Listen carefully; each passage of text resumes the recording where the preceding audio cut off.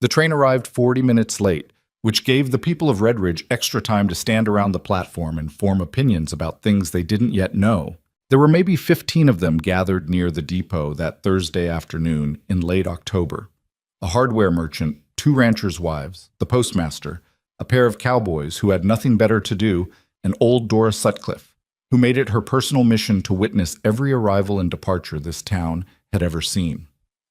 The sky was the pale, washed-out gray that preceded a Montana winter, and the cottonwoods along the creek had gone bare weeks ago.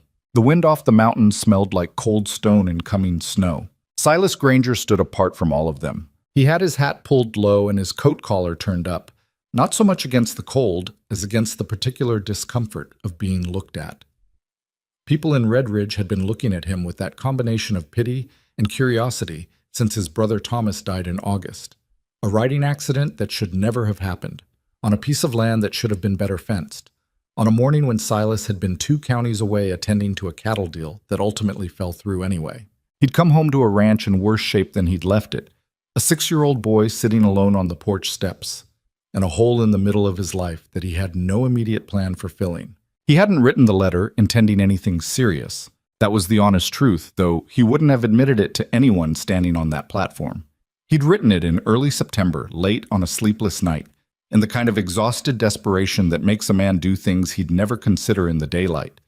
He'd addressed it to the correspondence agency in Billings, whose advertisement he'd seen in the back of the Territorial Gazette, and he'd written exactly 47 words describing himself, his ranch, and what he was looking for in a wife. He hadn't even kept a copy. In the morning, he'd convinced himself that nothing would come of it, that the letter would get lost or the agency would take one look at his situation. Struggling cattle operation, dead brother's orphaned kid, no savings to speak of, and file it quietly in the waste bin. Instead, 3 weeks later, a letter had arrived from a woman named Evelyn Hart in Cheyenne, Wyoming. He'd read that letter 4 times before he wrote back. Then he'd written back twice more over the following weeks, and she'd answered both times, and somewhere in that strange, halting, impersonal exchange of words across a great distance, something had shifted. He still couldn't have said exactly what. She wrote plainly. She didn't make promises she couldn't keep or paint herself as something she wasn't.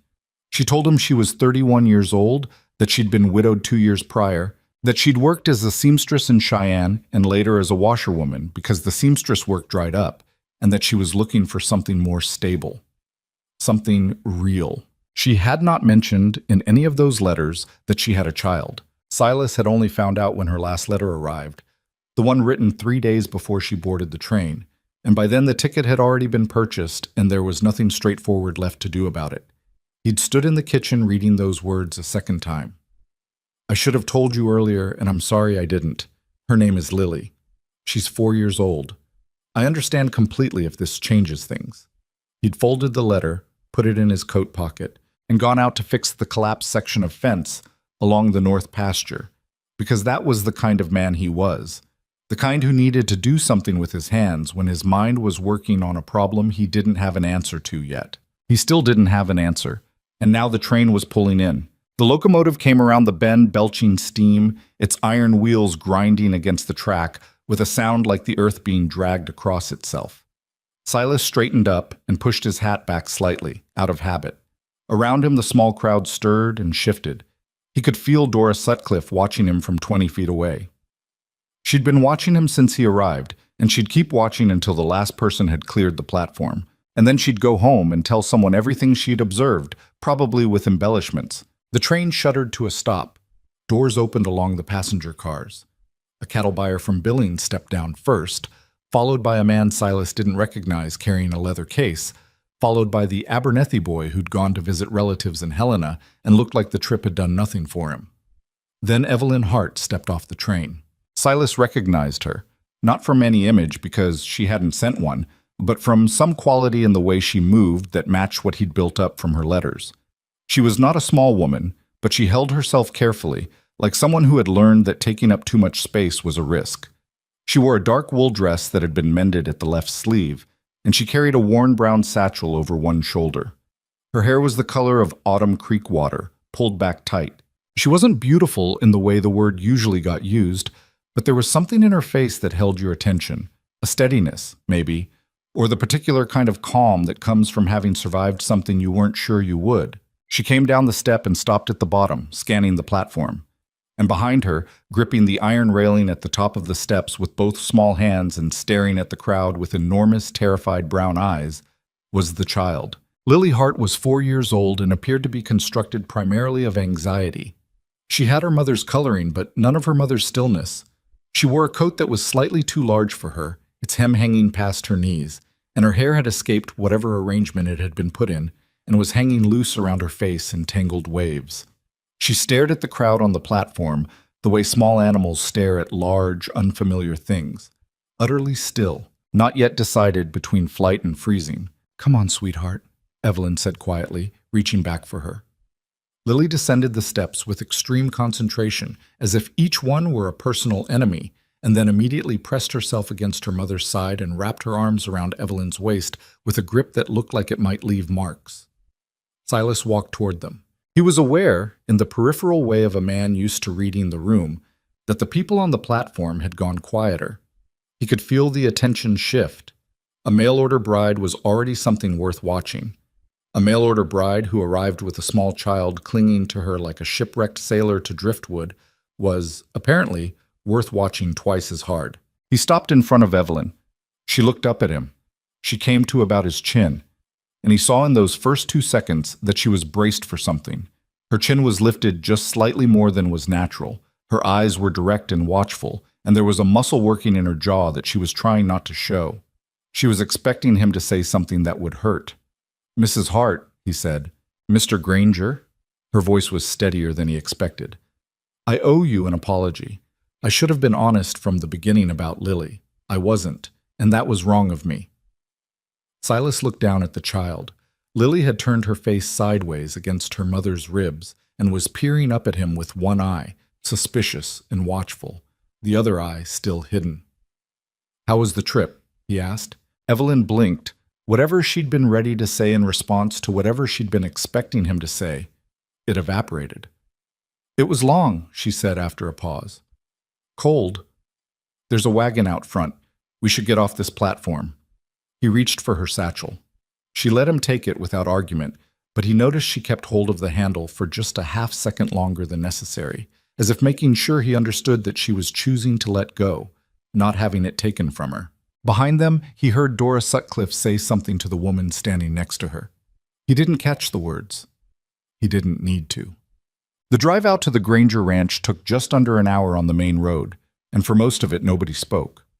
Evelyn sat beside Silas on the wagon bench with Lily wedged between them, small and tense and muffled in her overlarge coat. The landscape rolled out around them, brown grass and pale sky, and the dark line of the mountains to the west, snow already on the high peaks. Evelyn watched it all with the focused attention of someone trying to memorize a route she might need later. Silas watched the road. Lily watched the horse. "What's the horse's name?" Lily asked, about 20 minutes in. It was the first thing she'd said since getting off the train. "Colt," Silas said. Lily considered this. "He's not a colt, he's big. He was when I named him." Another silence. Then, "Is there a dog at the ranch?" "No." Lily's face did something complicated. "Oh," she said. "There was one. She died last spring." "What was her name?" "Belle." "Did you cry?" Silas glanced down at her. She was looking up at him with complete seriousness, no social calculation in it whatsoever. The way children ask things, just straight through, no door, right into the room. "No," he said. "I didn't cry." "My mama cried when my papa died," Lily said, as if this were relevant information he might need.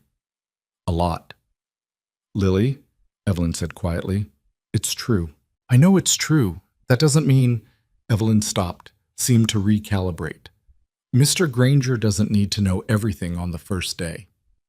"He asked about Belle." "He didn't, actually. You asked about the dog." Lily appeared to consider whether this distinction mattered. She decided it didn't. She turned back to watch Colt's haunches working as the horse pulled the wagon up a shallow grade, and after a moment she leaned very slightly against Silas's arm, probably without meaning to. He didn't move away. The ranch came into view as they crested a low rise. The main house first, a two-story timber structure with a covered porch that wrapped around two sides, then the smaller outbuildings behind it, a barn that needed paint, a bunkhouse no longer in use, a chicken coop, and the winter pasture where 8 cattle stood in the gray afternoon light looking both stoic and vaguely disappointed in their circumstances. Evelyn took it in without expression. Silas knew what she was seeing. The house was sound. Thomas had built it well, 12 years ago, and Silas had kept up the structure, if not always the appearances. But the yard needed work. The kitchen garden on the south side was a flattened ruin of dead vines and uncleared stakes. 2 windows on the upper floor had the curtains drawn in a way that suggested the rooms behind them were not being used and perhaps had not been used in some time. The porch steps sagged at the left end. "It's bigger than I expected," Evelyn said. "Bigger than I need, mostly," Silas said. "There's a room made up on the second floor. You and Lily can have it. It's got a window facing east." She looked at him sidelong. "You're not—" She started the sentence, then seemed to decide how to finish it. "We should talk about the arrangements. What you're expecting." "Tonight we can talk," he said. "Right now you've been on a train for 2 days. You could probably use a meal that isn't a railroad sandwich." For the first time since he'd seen her on the platform, something eased slightly in her face. Not a smile exactly. Something before a smile. "I would not say no to that," she admitted. The wagon rolled into the yard and stopped in front of the porch. Before Silas could set the brake, the front door of the house banged open and a boy came barreling across the porch and down the steps, nearly missing the sagging left side entirely, and came to a skidding halt in the dirt about 4 feet from the wagon. Caleb Granger was 6 years old and approximately 2/3 energy and 1/3 poor judgment, which was a combination that kept life interesting. He had his father Thomas's wide-set eyes and his late mother's reddish hair, and at this moment every part of his face was broadcasting undisguised curiosity. He looked at Evelyn. He looked at Silas. Then his gaze dropped to Lily, who was staring back at him from the wagon bench with an expression of extreme wariness. "You brought a kid," Caleb said. "That was the arrangement," Silas said. "You didn't tell me there was a kid." "I'm telling you now." Caleb looked at Lily again. Lily looked back. The standoff lasted approximately 5 seconds. "How old are you?" Caleb asked. 4, Lily said. "I'm 6.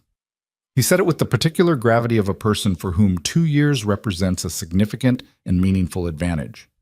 "So?" Lily said. Caleb blinked. He had, apparently, expected this information to land differently. He regrouped.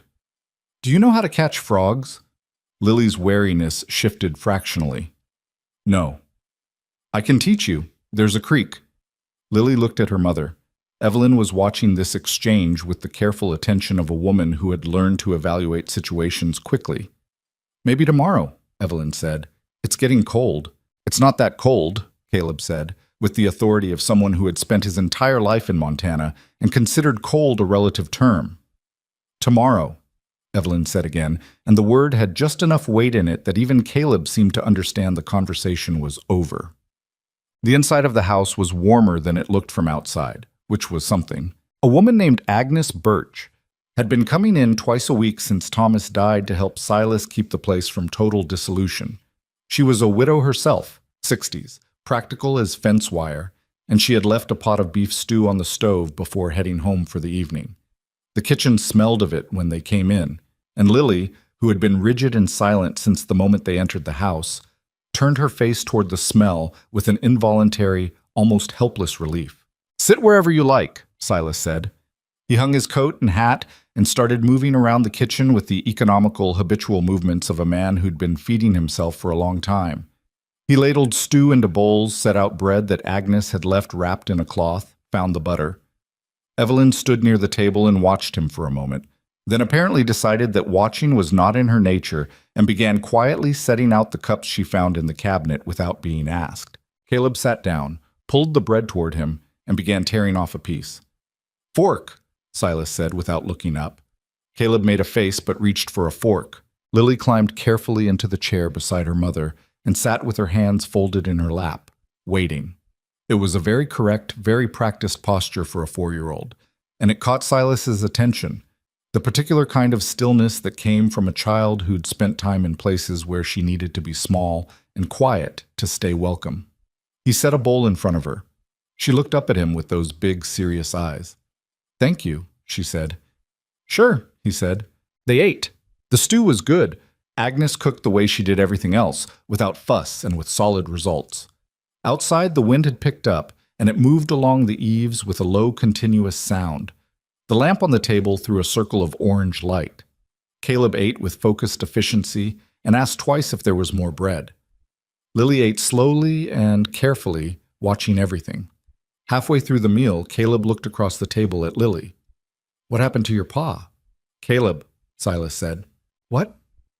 "She said her papa died at the thing." "At the what?" Evelyn asked. "The wagon thing, when you came in." He looked at Lily. "Did he fall off a horse?" "He got sick," Lily said. She said it the way children say things they've explained many times. Not with grief exactly, but with the flattened quality of information that has become fact. His chest, and then he died. "My pa fell off a horse," Caleb said. "Uncle Silas says it was an accident." "It was," Silas said. "But you don't know for sure because you weren't there." A silence settled over the table. Silas looked at his nephew. Caleb was looking at his stew, not with defiance exactly, but with the careful neutrality of a child who had said a true thing and was waiting to see what happened next.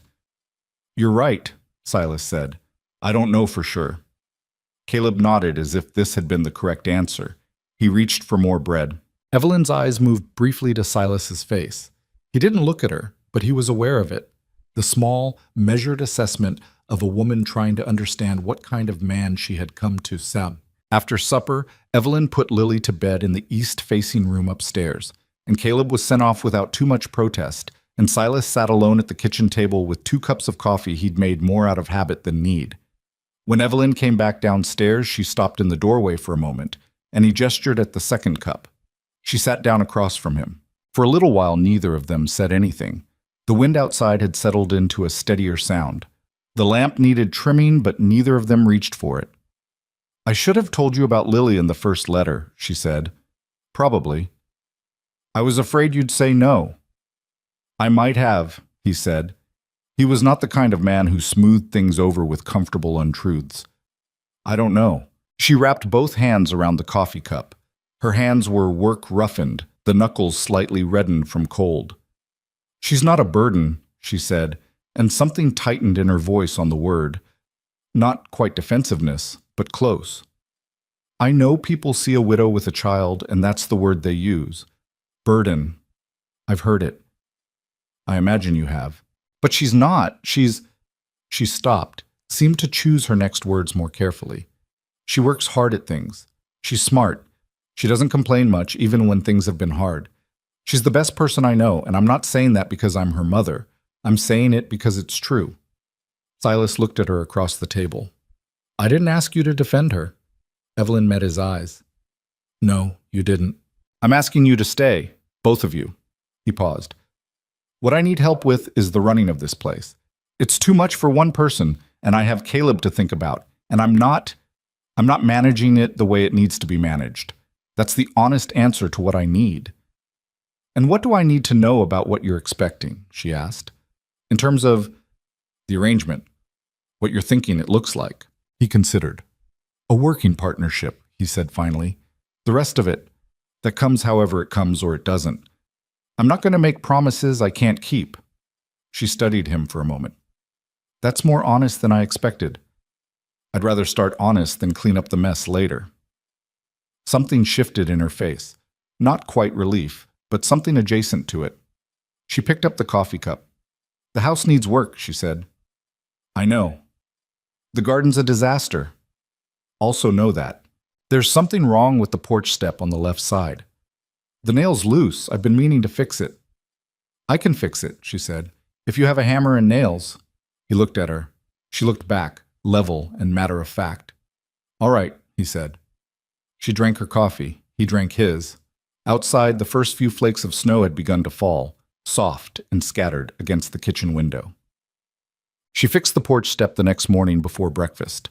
Silas found her out there at first light with the toolbox he kept in the lean-to, The nail pulled out and a new one half driven in, working with the focused competence of someone who had done this before. The snow from the night had left only a thin crust, just enough to make the boards slick, and she was kneeling on it without apparent concern for her dress. He stood in the doorway for a moment. "There's coffee inside," he said. "In a minute." He went back in and finished making breakfast. Caleb came down while Silas was at the stove, hair wild from sleep, already fully operational at an energy level that most adults didn't reach until mid-morning. He went directly to the window and looked out. "Why is she fixing the step?" "Because it's broken." "You could fix it." "She got to it first." Caleb appeared to turn this over. "Is she going to fix stuff a lot?" "Probably." "What about Lily? Is she going to be here every day?" "That's generally how it works when people live somewhere." Caleb was quiet for a moment. Then, "She didn't know how to catch frogs." "Most people don't," Silas said. "That's kind of sad." "She's 4. She's got time." The front door opened and Evelyn came in, cheeks red from the cold, wiping her hands on her skirt. She looked at Caleb, who was still stationed at the window. "Good morning," she said. "The step's fixed," Caleb said, as if reporting a significant development. "It is," she agreed. "Uncle Silas was going to fix it." "Caleb," Silas said. "I'm just saying." He sat down at the table and looked at the eggs Silas was plating. "Are there going to be biscuits?" "Not today." "There were biscuits when Mrs. Birch came." "Mrs. Birch has more time in the mornings than I do," Silas said. "I can make biscuits," Evelyn said. She was pouring herself coffee, back to the room, voice entirely neutral. Caleb swiveled to look at her. "Today? If there's flour and lard." "There's flour," Silas said. "Probably lard." "Tomorrow then," she said. "Today we'll manage with what's here." Caleb considered this. "Okay," he said, in the tone of someone granting a concession. Silas put the eggs on the table and they sat down. 3 of them. There was an empty chair where Lily would have been, and Evelyn glanced at it once before looking away. "She sleeps late?" Silas asked. "When she's tired. The trip wore her out." Evelyn reached for the salt. "She'll be down." And she was, about 20 minutes later, shuffling into the kitchen in her stockings, hair in complete chaos, dragging the blanket from her bed like a tail. She stopped when she saw Silas and Caleb at the table and seemed momentarily to have forgotten that any of this was her situation now. "Morning," Silas said. Lily blinked. Then she looked at Caleb. "Hi," she said. "There's eggs," Caleb said. "Do you like eggs?" Lily thought about it. "Sometimes." "What does sometimes mean?" "It means sometimes I like them and sometimes I don't." "Oh." Caleb appeared to process this as a reasonable answer. "Do you like them today?" Lily considered him with the careful deliberation of a child who was not yet sure what kind of person he was. Then she climbed into the chair beside her mother, pulled her blanket around her shoulders, and said, "I think so." "Good," Caleb said, and pushed the plate toward her. The weeks that followed were not easy, and Silas would not have said otherwise to anyone who asked. Running a struggling ranch was its own particular form of punishment, even under ordinary circumstances. Running it while integrating 2 new people into the household, one adult with her own opinions about how things should be done, one small child who needed something or other roughly every 20 minutes, added a layer of complexity that had no obvious solution and required constant adjustment. Evelyn worked. That was the first thing he understood about her, and it never changed. She was up before full light every morning and the last to stop in the evening, and the work she put into the house was not the tentative, performative kind. It was real, committed labor. She cleaned out the kitchen garden in the first week and turned the dead material under, planning where things would go in spring. She mended 3 months' worth of clothing that had been piling up in the basket behind the bedroom door. She figured out the stove's particular temperament. It ran hot on the left and required constant management. And after 4 days, she was cooking on it more efficiently than Silas had managed in 2 years. She also had opinions which she expressed clearly and without excessive apology. "The water barrel needs to move," she told him the second week.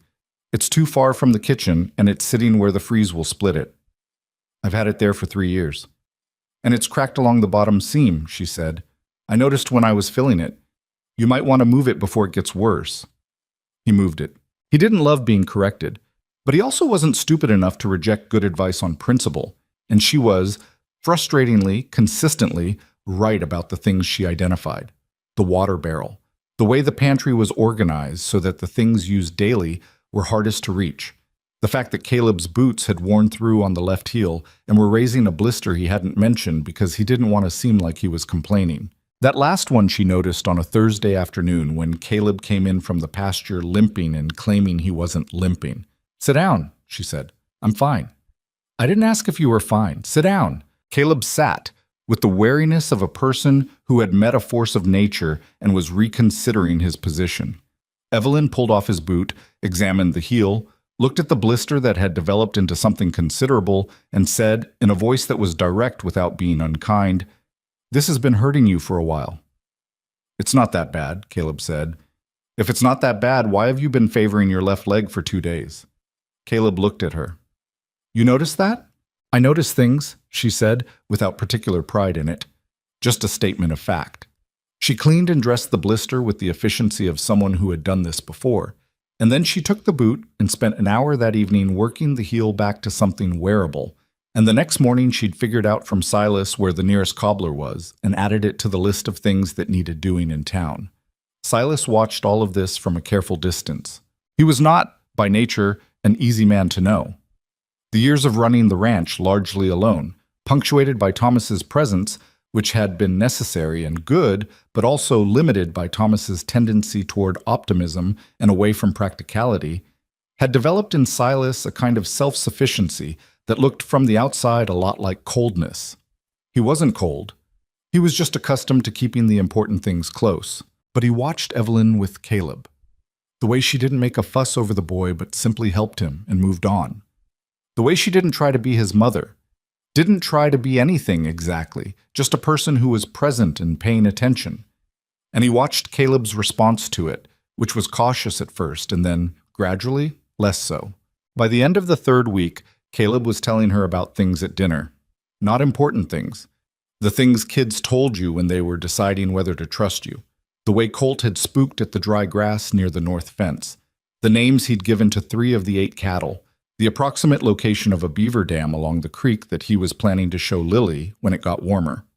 Lily, for her part, had been conducting her own evaluation of the situation. She was a quieter child than Caleb, more observant, less likely to charge directly at a thing. She watched Silas with those serious eyes for the first 10 days without saying much directly to him.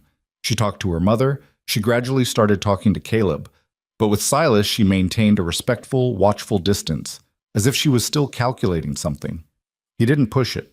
He wasn't sure he knew how. He'd been around children infrequently enough in his life that he didn't have a reliable method. He did what seemed obvious, that he answered her questions honestly. He didn't talk down to her, and he didn't pretend she wasn't there in the way some adults pretended small children weren't there. It was the horses that finally moved things along. He was grooming Colt in the barn one afternoon about 3 weeks in, when he heard small feet on the barn floor and looked around to find Lily standing in the doorway, arms at her sides, watching him. "You can come in," he said. She came in carefully, keeping close to the wall. She stopped a few feet away and studied Colt with the expression of someone doing serious mathematical calculation. "He's very big," she said. "He is." "Does he bite?" "He can. He usually doesn't." "Why did you name him Colt if he's not a colt?" "I already told you that." "I forgot." "He was small when I named him. Things change." Lily considered this. "Can I touch him?" Silas set down the brush. He came around to stand beside her, and then he took her small hand in his larger one and guided it slowly up to Colt's nose. The horse blew out a warm breath and Lily flinched but didn't pull back. Then she spread her fingers slightly and let the velvet of his muzzle press against her palm. "Oh," she said softly. "Yeah," Silas said.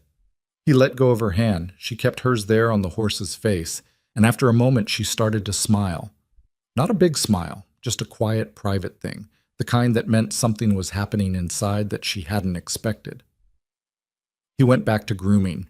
She stood there for a while, just her hand on Colt's nose, not saying anything. It was the most comfortable silence he'd had in months. The town of Red Ridge had, by the end of the first month, formed its opinions. Silas heard them secondhand, mostly. From Agnes, who reported with the brisk neutrality of a woman who didn't approve of gossip, but felt it was useful to be informed. From the feed merchant Hooper, who was a decent man but talked more than was strictly necessary. From the general shape of the way people behaved when Silas came into town with Evelyn beside him on the wagon. The particular quality of attention that wasn't quite rude but wasn't entirely comfortable either. The most common version he heard went something like this. Silas Granger had lost his mind a little after his brother died and had written off for a bride without thinking it through, and now he was stuck with a widow nobody knew anything about and a child that wasn't his. The kindest version added, "But what do you expect? The man was desperate." The less kind version didn't bother with the qualifier. He didn't mention any of this to Evelyn. He suspected she knew. She came back from the general store the second week with a particular set to her jaw that he'd come to recognize. The look of someone who had absorbed something unpleasant and was declining to show it. She put the supplies away without comment and went out to check on the garden for 20 minutes alone. And when she came back in, she was fine, or appeared to be. But he saw it. He saw it, and it bothered him in a way he hadn't anticipated. Not just as a matter of fairness, but as something more pointed. She was working herself to the bone to build something real on this land, and the people who were talking had no idea what they were talking about, which was, he supposed, the most reliable feature of gossip. One Sunday in November, he drove into town for supplies, and he stopped deliberately at Hooper's, and then at the post office, and then at the small dry goods store. And at each stop, he talked about the ranch the way he normally did. The cattle, the fencing, the winter preparations. And he mentioned Evelyn casually and specifically, in the way you mentioned someone who was part of your life and not a subject for discussion. Evelyn figured out the pantry needs reorganizing. Evelyn's got the kitchen garden ready for spring. Evelyn fixed the water barrel situation. He didn't make speeches about it. He just talked about her like she belonged there. Because she did.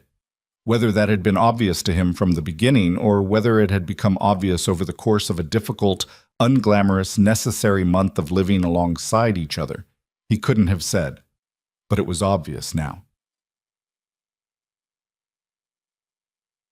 The night the question came into the open was a Thursday, late November, a hard frost on the ground and the wind driving snow horizontally across the yard.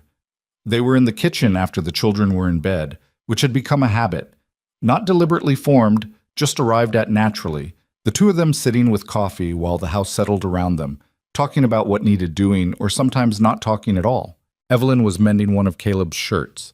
Silas was going over the accounts, which was not an exercise that produced cheerful results, but had to be done. The lamp was turned up slightly against the dark. "Can I ask you something?" Evelyn said, not looking up from the shirt. "Go ahead." "Why did you write the letter?" He looked up from the accounts. "The agency letter?" "Yes." He put down the pencil. He thought about giving her the comfortable version, the practical reasons, the ranch needs, Caleb's situation. All of those things were true. None of them were the whole answer. "I was sitting alone in this kitchen," he said, "at about 10 o'clock at night, and Caleb was upstairs asleep, and the house was—" He stopped. "It was very quiet," he said, "and I'd been keeping it going by myself for long enough that I didn't know if I was going to be able to keep it going. Not just the work, just the whole thing, the point of it." She had stopped mending. She was looking at him. "I'm not saying that to make you feel sorry for me," he said. "I'm just telling you what it was." "I don't feel sorry for you," she said. "I understand it." "I figured you might." She looked back down at the shirt. He watched her hands move, the needle through the fabric, the thread pulled taut, patient, and precise. Outside, the wind picked up and moved through the trees along the creek with a sound like something breathing. "I was scared to come," she said after a while. "Not of you specifically, just of being wrong again, of making another bad decision." She paused.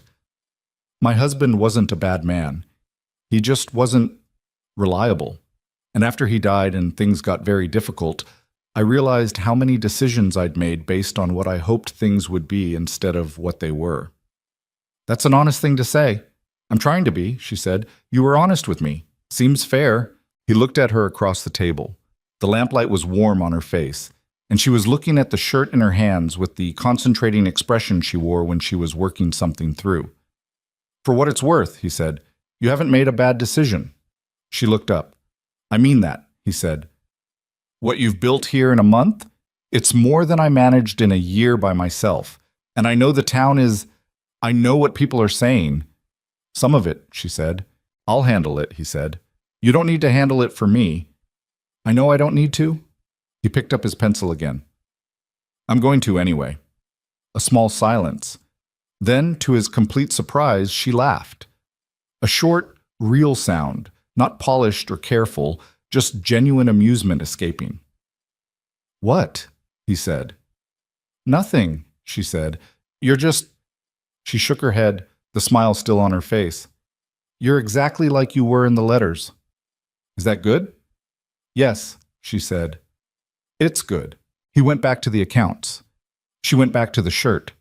The wind drove snow against the window in soft intervals, and the lamp burned steady, and the house was quiet, in the way that a house is quiet when the right people are inside it. December came in hard that year, the way Montana winters always did.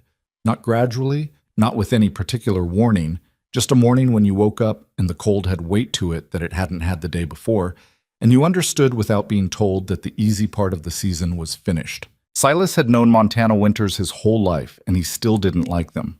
There was work that couldn't be done in the cold, and there was work that had to be done anyway, and the line between those two categories was constantly being negotiated. The cattle needed moving to the winter pasture. The water troughs needed checking every morning because they froze overnight. The barn roof had a section over the east stall that Silas had been meaning to shore up since September and had now become urgent. He was out by first light every day and came in after dark with the particular exhaustion that cold weather ranch work produced, the kind that settled into your joints and didn't fully leave until spring. Evelyn saw this without comment. What she did instead of commenting was expand her own hours to compensate. She took over the morning trough check so Silas could spend that time on the barn.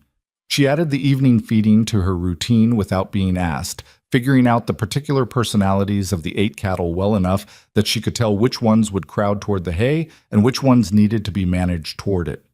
She organized the pantry the way she'd wanted to since the first week, not according to how Silas had always done it, but according to what actually made sense, with the heavy-use items at the front and the preserve jars inventoried and dated, and then stood back and told him what she'd done so he wasn't confused the next time he reached for something. You didn't have to ask permission, he said, when she explained it. I didn't ask permission, she said. I informed you. There's a difference. He thought about that. Fair enough, he said. The children adapted to the winter with the particular resilience of the young, which mostly meant that they found ways to entertain themselves that were either harmless or only marginally dangerous. Caleb had apparently decided that Lily was his personal project, and he was teaching her the things he considered important. How to identify tracks in the snow outside the barn, which of the cattle were friendly and which ones weren't, the names he'd given to everything, the location of the beaver dam along the creek that he'd been promising to show her since October. The beaver dam field trip happened on a cold Saturday when the snow had crusted hard enough to walk on. Evelyn watched them go from the kitchen window. Caleb in front, Lily behind him in her overlarge coat, both of them leaving round holes in the crust with every step. She watched until they disappeared around the tree line, and then she turned back to the bread she was making, and Silas noticed she was smiling at nothing in particular. She's warming up, he said, from where he was mending harness at the table. She is, Evelyn said. She doesn't warm up to people quickly, usually. Caleb doesn't give people much choice. No, she agreed. He doesn't. A comfortable silence settled. Evelyn worked the bread dough and Silas worked the harness, and outside the light on the snow was that flat white winter light that didn't seem to come from any direction in particular. This was becoming familiar. The two of them in the same space, not always talking, not needing to. He hadn't expected that part. He'd expected the arrangement to feel more like two strangers sharing a house. What it actually felt like was something harder to name. People talk about what they don't understand, Agnes Birch said when she came in that Wednesday. She said it without preamble, which was her way. She'd heard something in town, that much was obvious, and she was going to deal with it in the most direct method available. And there is a great deal of talking happening about your household, Silas. I'm aware, he said. Agnes set down her basket and fixed him with a look that contained several years of opinion he hadn't asked for. I want you to know that I have dealt with some of it. Agnes, I told Dorothy Reeves that she didn't know what she was talking about, and should spend less time at other people's fences and more time at her own. She began unpacking her basket. I also told her that Mrs. Granger, she paused, seeming to register the term. Have you? Not yet, Silas said. Agnes absorbed this. I told her that Evelyn is a woman of good character, and that anyone who had spent 5 minutes inside this house would know that. Evelyn had come in from the kitchen garden in time to catch the last part of this exchange. She stood in the doorway, brushing dirt from her gloves, and looked at Agnes with an expression that was carefully neutral but had something underneath it. Thank you, she said. You don't have to do that. I'm aware I don't have to, Agnes said, in the tone of someone who found this comment unnecessary. I do what I think is right. Sit down. I'll make tea. Evelyn sat. Silas sat. Agnes made tea with the comfortable authority of a woman in a kitchen she considered partly her own, and for a few minutes the only sound was the kettle and the wind outside and the distant raised voices of Caleb and Lily engaged in some argument about something in the direction of the barn. What are they saying? Evelyn asked. Silas listened. Something about who gets to name the new calf. There's a new calf? As of this morning, he paused. I was going to tell you. I would have liked to know this morning, she said. It was 4 a.m. I was up at 4. You were in the kitchen. I didn't want to. He stopped. I'll wake you next time. Agnes set 3 cups on the table and said nothing, which was, in Silas's experience, the loudest thing Agnes could do. The argument outside resolved itself. Lily's voice went from indignant to something more negotiating, and Caleb shifted into the magnanimous tone of a person granting something. And then both of them came banging through the back door, trailing cold air and opinions. Her name is Biscuit, Caleb announced. I named her, Lily said, pulling off her coat with Evelyn's help. I got to name her because Caleb already named 2. I named 2 because there were 2 that needed naming, Caleb said, with the earnest logic of a 6-year-old who has thought very carefully about his position. You can't name all of them, Lily said. I wasn't trying to name all of them. You named Duchess and you named Storm, and those are both your names. Duchess and Storm are good names. Biscuit is also a good name. Agnes had been watching this exchange with what appeared to be genuine pleasure. Biscuit is an excellent name, she said. Caleb looked at Agnes. He appeared to recognize an outside opinion that was being deployed against him and recalibrated accordingly. Fine, he said. Biscuit. Lily sat down at the table with a composed dignity entirely outsized for her 4 years. I want tea, she announced. You want some tea? Evelyn corrected. I want some tea, please, Lily said, without missing a beat. Agnes poured her a cup, added a generous amount of milk from the pitcher, and set it in front of her. Lily wrapped both hands around it and looked across the table at Silas. Mr. Silas, she said, can I see the calf tomorrow? She's in the barn right now, he said. Lily's eyes went wide. Right now? Right now. She put down the teacup with such deliberate care that it was obviously painful for her and looked at her mother.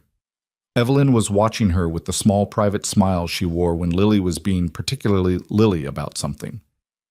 After tea, Evelyn said. Lily picked the cup back up. She drank her tea with extraordinary focus and speed. The winter settled in around them, and the household settled with it, finding its shape through weeks of accumulated routine. Who made coffee? Who checked the cattle? Who managed the children's quarrels about what was fair? Who fixed the things that broke? And who noticed them breaking before they got worse?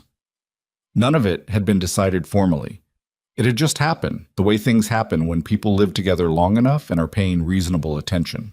Silas was not a man who examined his own feelings with any great frequency. He found it generally an unproductive exercise. The feelings were things you managed, not things you analyzed. But even he had to acknowledge, somewhere around the middle of December, that the ranch felt different than it had in years. Not easier, not fixed. The money was still tight, the weather was still brutal, and the cattle still required the same relentless daily management they always had. But there was something that hadn't been there before. Some quality in the mornings when he came in to find the coffee made and the sound of Caleb and Lily in some extended, elaborate argument about nothing much, and Evelyn at the stove with her hair still loose because she hadn't had a free hand to deal with it yet. He caught himself looking at her more than he meant to. She caught him once, the second week of December, when he'd stopped in the kitchen doorway watching her teach Lily to roll dough. Lily's small hands working the rolling pin with the absolute seriousness of a person performing surgery, Evelyn's hands over hers, guiding without taking over. He looked away when she glanced up, but not fast enough.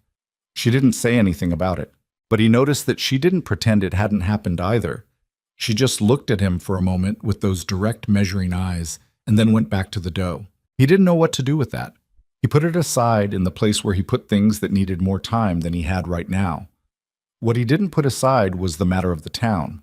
Agnes had been right that there was talking happening.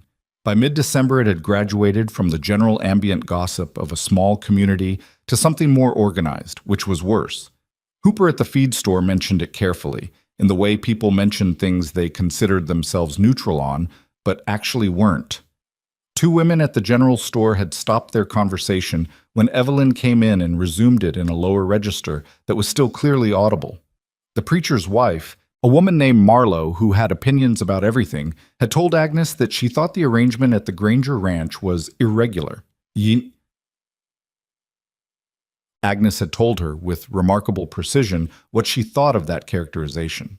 But Agnes wasn't always there, and the talk was not always conducted at a volume Agnes could intercept. Silas dealt with it the way he'd been dealing with it, directly, without spectacle. He mentioned Evelyn in conversation as a matter of course. He came into the general store with her on Saturdays and didn't behave like a man who was aware that people were watching, because behaving like a man who was aware people were watching was exactly the signal that made them watch harder. He was civil to the people who were civil and cool to the people who weren't, which in Redridge was enough to constitute a clear statement of position without anyone having to make a speech about it. Evelyn dealt with it her own way, which was to do her work so visibly and so well that it became difficult to hold a position about her without being in direct conflict with observable reality. She brought surplus preserves to the post office when she picked up the mail. When she heard that one of the ranching families 3 miles east had a sick child, she sent bread and a pot of soup with Silas when he went to check on their fence line. She was not trying to buy approval. She was clear-eyed enough about people to know that didn't work. But she was making herself real to the community in small concrete ways that rumors had a harder time sticking to. Lily helped, in her own oblivious way. Children had a social currency that adults didn't, and Lily's combination of enormous brown eyes and absolute frankness with strangers produced a disarming effect on even some of the most fixed opinions in Red Ridge. At the general store one Saturday, while Evelyn was occupied with the counter and Silas was looking at harness fittings, Lily got into a conversation with Dorothy Reeves, the very woman Agnes had lectured about minding her own fences, and proceeded to tell her, in complete and unfiltered detail, about the naming of Biscuit the calf, the beaver dam, Caleb's tracking lessons, and the fact that Mr. Silas had taught her how to touch a horse's nose without being scared. Dorothy Reeves listened to all of this with the expression of a woman whose script was not going the way she'd planned, and at the end of it she said, "Because what else do you say? She sounds like a lovely child." Silas, who had moved close enough to overhear, said, "She is." Dorothy Reeves looked at him. He looked back. She said good afternoon and left, and Silas picked up Lily and put her on the counter beside the harness fittings and said, "You talk a lot." "I know," Lily said, unapologetically.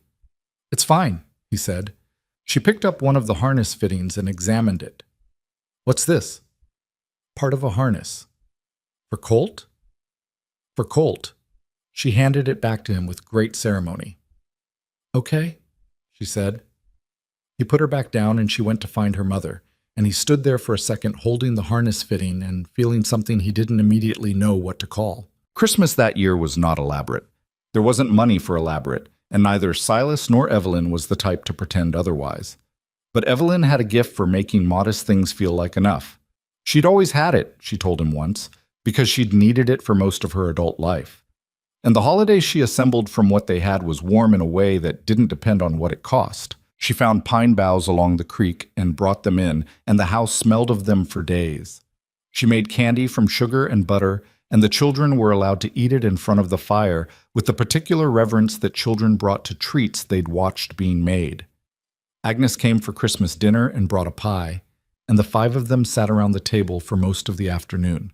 And it was crowded and a little loud, and the pie was slightly overdone on the edges, and none of that mattered at all. After dinner, while Agnes was dozing in the chair by the fire and the children were running through some game that involved a significant amount of running and a disputed set of rules, Silas and Evelyn sat at the kitchen table with the last of the coffee and the comfortable quiet of two people who had shared enough difficult days that the easy ones had real weight.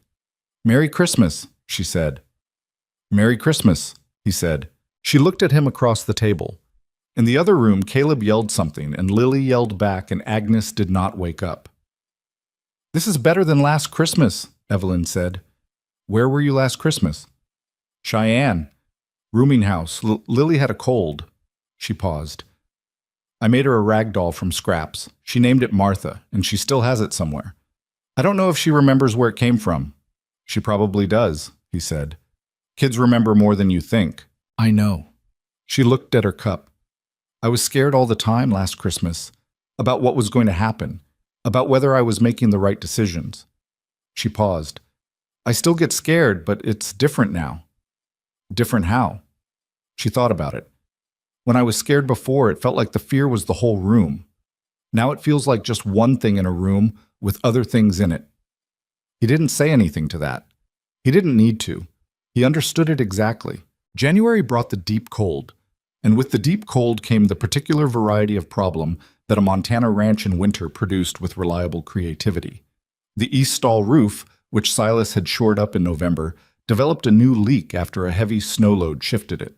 One of the cattle, Storm, as Caleb had named her, developed a respiratory illness that required daily monitoring and a level of veterinary attention that Silas managed himself as best he could with the knowledge he'd accumulated over 20 years. Two of the fence lines near the north pasture came down in a wind event, and two of the other cattle got through before the damage was discovered, and the retrieval involved Silas and Evelyn both, on horseback, in weather that was genuinely unpleasant and took 4 hours. Evelyn could ride. He'd found this out early and been quietly grateful for it. She wasn't a natural the way some people were. Her form was functional rather than graceful, and she held the reins with slightly more tension than necessary. But she was competent, and she didn't complain, and that was worth a great deal more than grace in practical terms. Coming back from the cattle retrieval, cold to the bone, and with 2 hours of remaining light, she rode beside him through the bare trees along the creek road and said, "You're going to have to replace that north fence line in the spring." "I know." "Both sections, the wires rotten along the bottom." "I know that too." "Do you have the money for it?"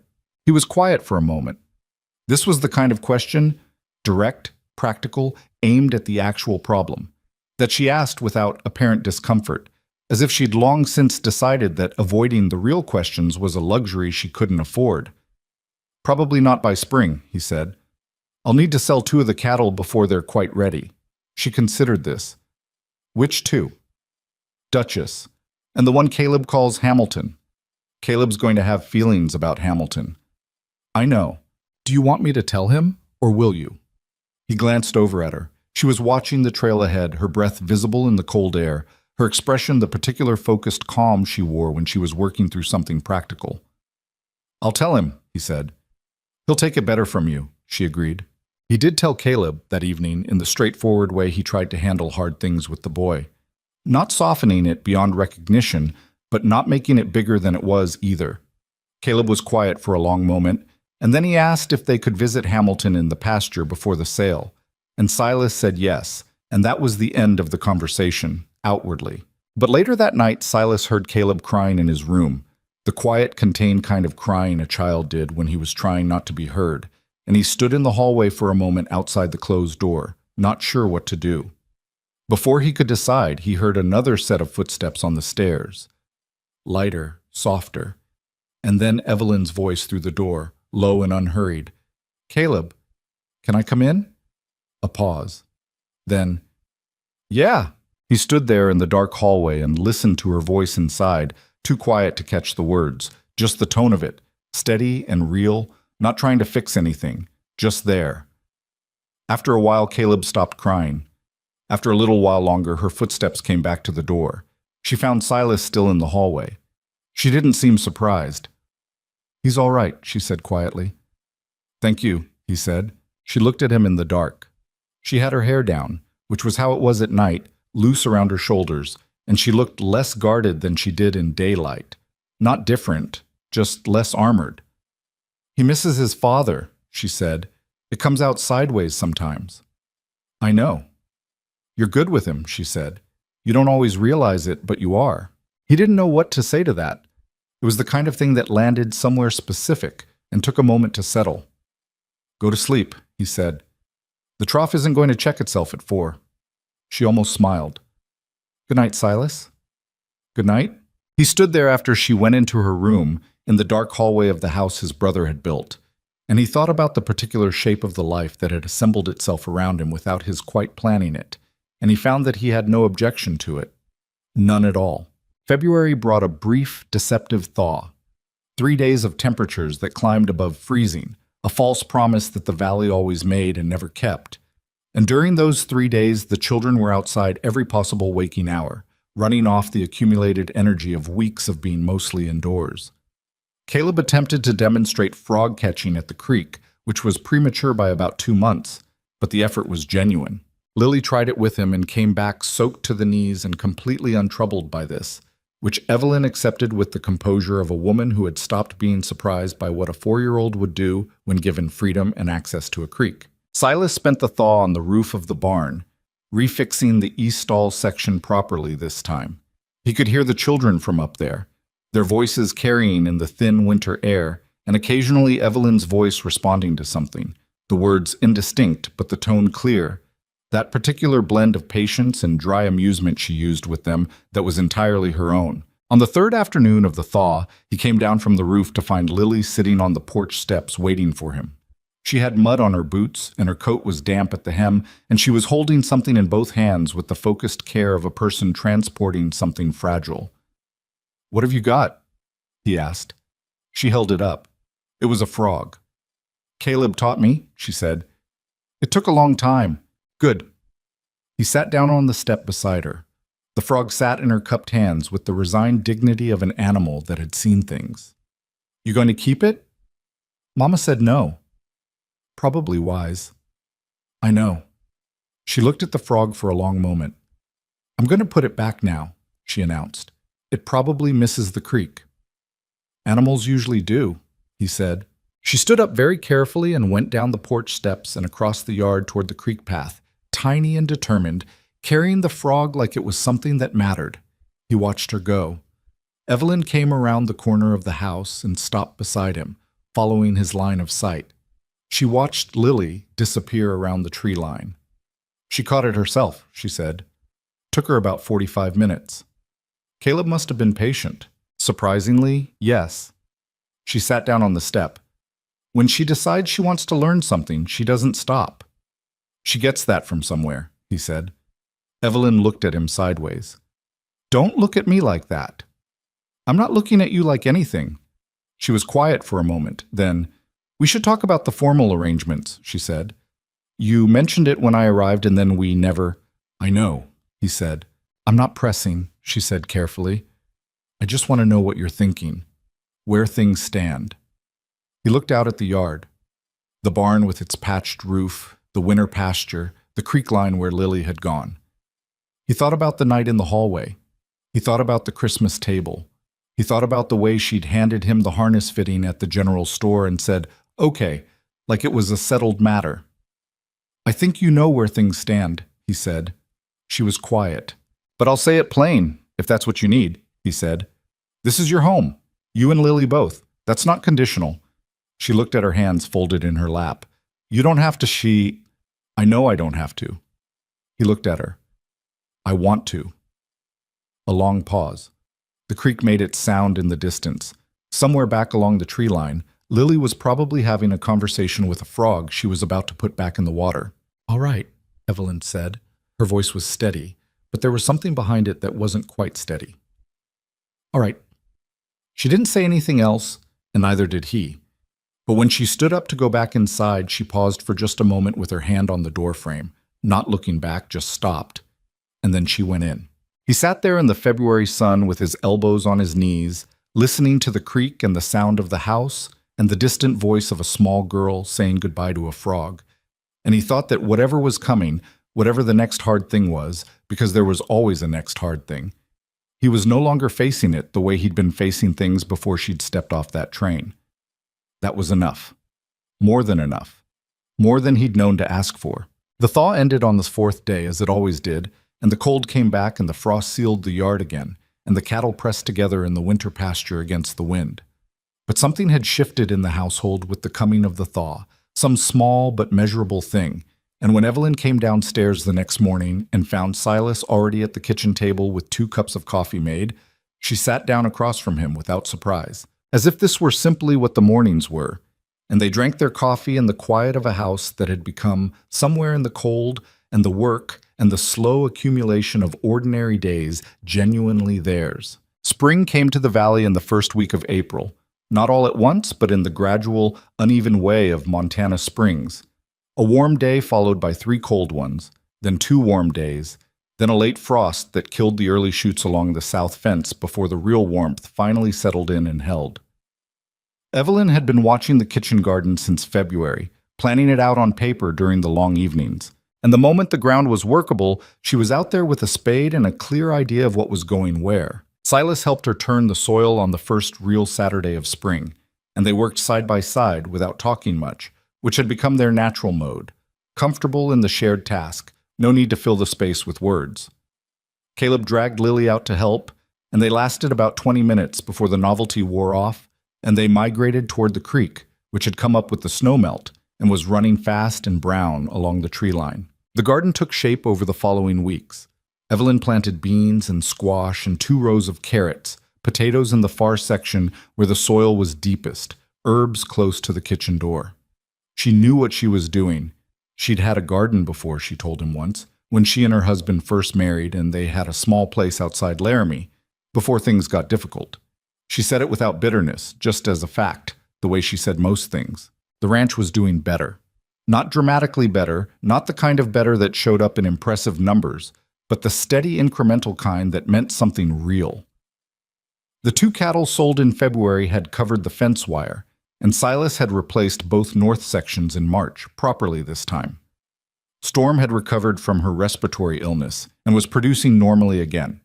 He'd taken on a small contract to provide winter hay to another ranching operation 3 miles east, which had brought in enough extra to address the barn roof and still have something left over. None of it would have been possible if he'd been running the house the same way he'd been running it before Evelyn arrived.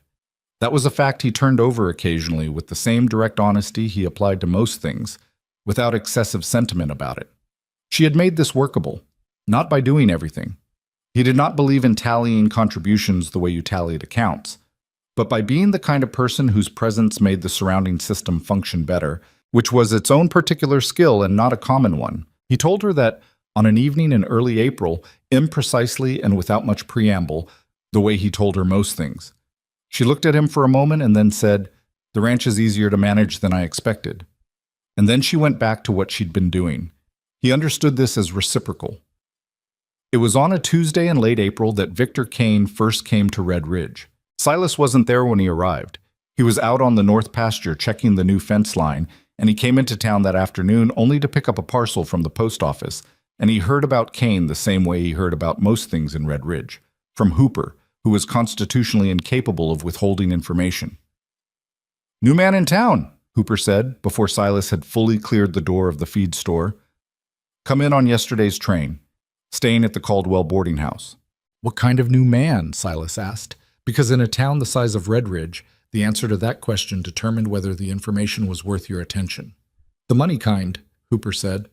"Dressed like it, anyway. Says he's a land investor, looking at property in the valley." Silas picked up the parcel he'd come for and thought nothing more about it. Land speculators came through the territory regularly enough that they were unremarkable. Some of them were legitimate. Some of them weren't. Either way, they generally moved on within a few weeks, having found what they came for or not. He didn't connect the name to anything. He had no reason to. Evelyn heard it differently. She was at the general store on Friday when Kane walked in. She heard his name before she saw him. The store owner greeting him by name, the particular deference in the voice that a merchant used with a man who seemed to have money, and she went still in a way that had nothing to do with her immediate actions. She kept her hands moving, kept looking at what she was looking at, but something in her had gone very quiet. She told Silas that evening. Not immediately.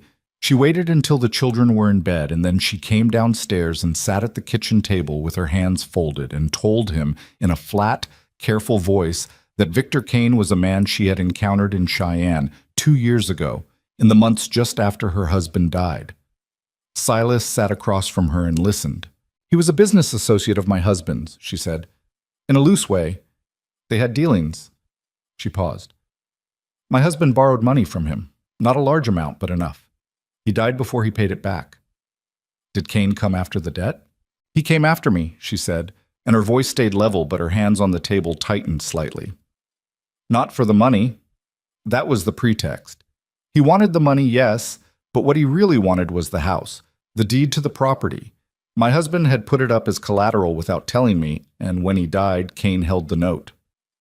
Was it legitimate? She was quiet for a moment. The note was real, she said. Whether the terms were what my husband thought they were? I don't know. My husband was not careful with documents. Kane was. She looked at the table. He gave me 30 days to vacate. I had a 2-year-old and no money and nowhere to go. I went to a lawyer who told me that the document was valid and my options were limited. She paused. I left. I had no choice. Silas thought about this. That was 2 years ago. Yes. And you don't know what brings him here. No. Her voice was still flat, but there was something behind it now. Not quite fear, but the cousin of it.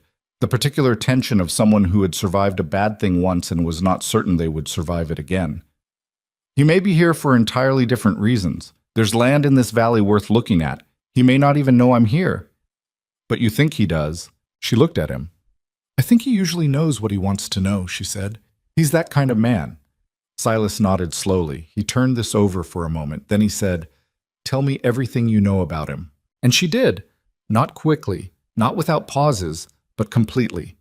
She told him about the 2 years of her marriage that had gone sideways when her husband's various business arrangements began collapsing, about the debt accumulating in ways she hadn't known, about the final months after the death when she'd been trying to hold on to the house and manage an infant and find work simultaneously, about Kane's visits. He had always been correct with her. He had never raised his voice.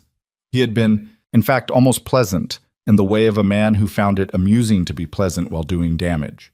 He was the kind of person who understood that power dressed in good manners was harder to fight than power that showed its face. When she finished, Silas was quiet for a moment. He's going to hear about us, he said. If he doesn't already know. Red Ridge is not a large town. I know. And when he does, he's going to have information about you that he can use however he sees fit. I know that too. She met his eyes. I want you to hear it from me before you hear it from anyone else. Is there anything else I should know? She took a breath. There were rumors in Cheyenne. After I left, Kane was the source of them. He told people that I had abandoned my husband's debts, that I was dishonest, that Lily... She stopped. Her jaw worked. That Lily's parentage was in question, which was a lie. But it was the kind of lie that travels. Silas looked at her. She was holding very still, the way she held still when she was braced for something. He recognized it now. Had recognized it since the day she stepped off the train, and he was tired of watching her brace herself against things she shouldn't have to brace herself against. He said that about Lily, he said. Yes. To people. To enough people that it became a thing people said. The kitchen was quiet. Outside, the spring night was soft, the creak audible through the window. Somewhere a night bird called once, and then went still. All right, Silas said. All right, she said carefully. All right, he said again. We'll deal with it. She looked at him with an expression he'd not seen on her before. Something unguarded, something that hadn't had time to become its more composed version. You don't have to... Stop saying that, he said, not unkindly. You keep saying that I don't have to. I know I don't have to. That isn't the point. She closed her mouth. The point, he said, is that you're here and Lily's here and this is your home. And whatever he's come here to do, he's going to find that things are somewhat different than they were in Cheyenne. She looked at the table. He couldn't tell what she was thinking. After a moment, she said quietly, You might hear things about me, things that are framed to sound credible. I might, he agreed. And you'd believe me over what you hear? He looked at her steadily. You've been here 6 months, he said. I know who you are. Something in her face shifted. Not dramatically. She was not a dramatic person. But something that had been held at considerable tension released just slightly. She nodded once. Okay, she said. It was a smaller word than the moment probably warranted, but she said it the way she said things that mattered. Simply, without decoration, meaning exactly what it said. Kane began working on Redridge within a week. He was skilled at it, which was the most dangerous thing about him. He didn't make pronouncements or stage confrontations. He simply began talking to people, in the boarding house at dinner, at the saloon in the evenings, at the edges of conversations at the general store and the feed merchant. He talked about land mostly, which was legitimate enough. He was genuinely looking at property in the valley. Silas confirmed this through Hooper, who had an opinion about everything and was happy to share it. But alongside the land talk, he talked about people, with the particular casualness of a man who brought up irrelevant information as if it were merely incidental. Silas first heard the specific shape of it from Agnes, 8 days after Kane's arrival. Agnes sat down at the kitchen table with the expression of a person delivering information they did not enjoy delivering, and she told him in plain terms what she'd heard from Dorothy Reeves, who had apparently had a 30-minute conversation with Victor Kane at the general store. The content included questions about the Granger Ranch and its ownership, presented as innocent curiosity, a mention of Evelyn's name attached to the word unfortunate, as in unfortunate circumstances in her background. A suggestion delivered obliquely that the arrangement at the Granger Ranch might not be what it appeared to be. And the thing that made Silas's jaw tighten when Agnes said it, a comment about the child, about whether anyone had thought to ask about Lily's father, presented as concern rather than accusation. Agnes was watching him when she finished. He's doing it carefully, she said. That's what makes him effective. Nothing he said is directly actionable. It's all questions, implications. I know the type, Silas said. Dorothy Reeves is not a malicious person, Agnes said, but she is a person who repeats things, and she's already repeated this. He told Evelyn that night. He told her all of it, including the part about Lily, because she would hear it eventually, and he would not have her hear it from someone else. She listened without expression, and when he finished, she was quiet for a long moment. He's faster than I expected, she said. He's had practice. Yes. She looked at the window, the dark glass, the reflection of the lamp. He's going to get worse. He doesn't do this halfway. He did the same thing in Cheyenne, started with questions and implications, and then escalated when the ground was prepared. Escalated to what? She turned back to look at him. In Cheyenne, he produced a document, an affidavit, supposedly from a man who'd known me and my husband, full of specific, detailed, unprovable claims. She paused. Most people don't have the resources or the inclination to investigate an affidavit. They just read it and believe it or they don't, and enough believed it that it didn't matter much what the truth was. Silas thought about this carefully. Is there anything he might have that's legitimate? Any debt? Any document? Anything that's actually real that he could use? Nothing from Cheyenne, she said. The house debt was satisfied, technically. I signed over the property and that cleared it legally, but she stopped. He kept copies of everything. He always does. A man like Kane keeps copies because he knows that documents are only as powerful as the story you build around them. He can show a legitimate document in the wrong context and make it say something it doesn't say. Then we need to be ahead of him, Silas said. How? He thought about it. I know a man in Helena, a territorial attorney, Frank Alderman. He did the deed work when I bought out my brother's share of the ranch property. He's thorough, and he doesn't take positions he can't defend. He paused. I want him to look at the land records here and tell me if there's anything unusual.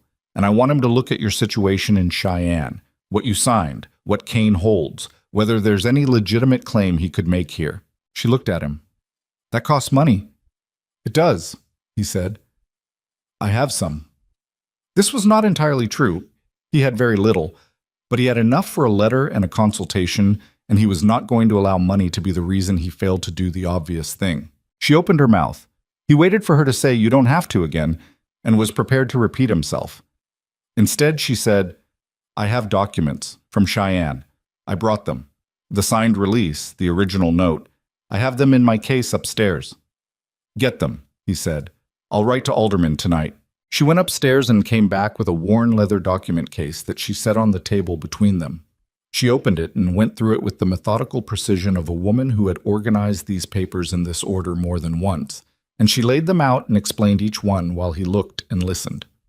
She was right that the release appeared complete.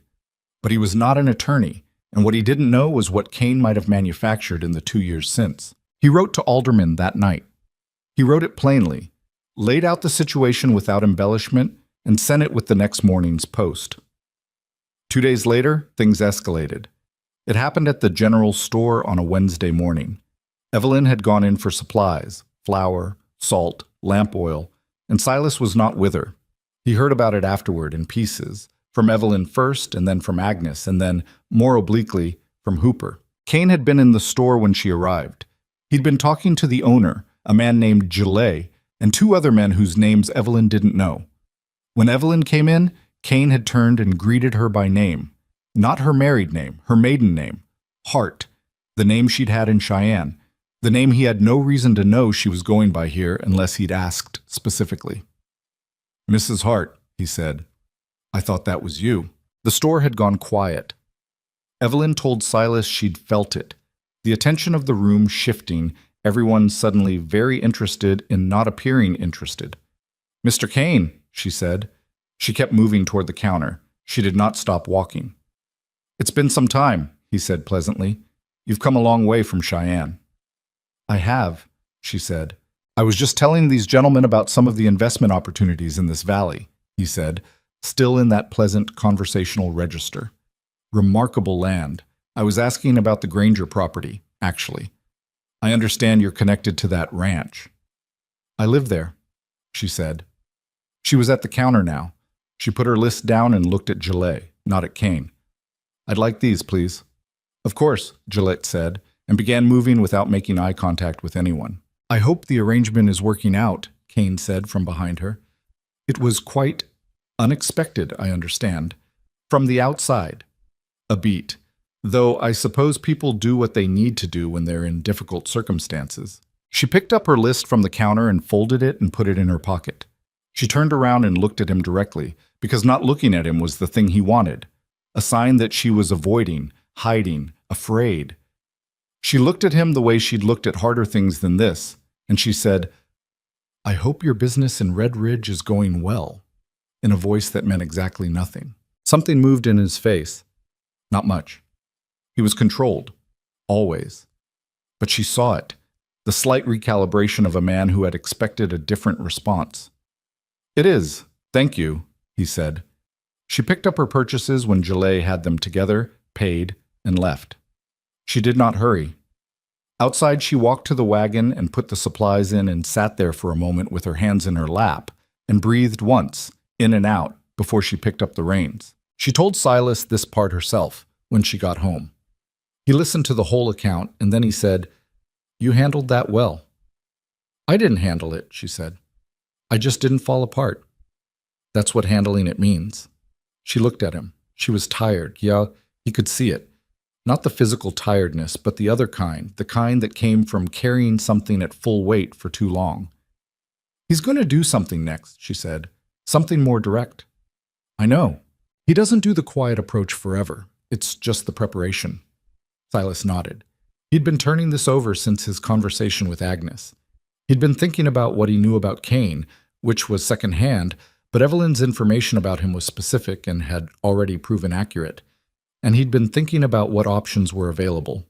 The letter to Alderman was sent. That was the legal foundation. But legal foundations took time, and Kane was already in motion. I want to go see him, Silas said. Evelyn looked up sharply. No. Not to threaten him. It doesn't matter what you say to him. He'll use the visit however it benefits him. If you go to him, you've acknowledged that he has something you need to protect, and he'll build on that. She shook her head. He's waiting for someone to react. Don't give him the reaction. Silas considered this. She was right, and he knew she was right. And it cost him something to admit it because his natural inclination was to deal with a problem directly. And being told that directness was the wrong approach in this situation sat badly with him. But he'd learned in 6 months of living alongside this woman that her read on situations was generally sound, and he wasn't going to let his own preference for action override sound judgment.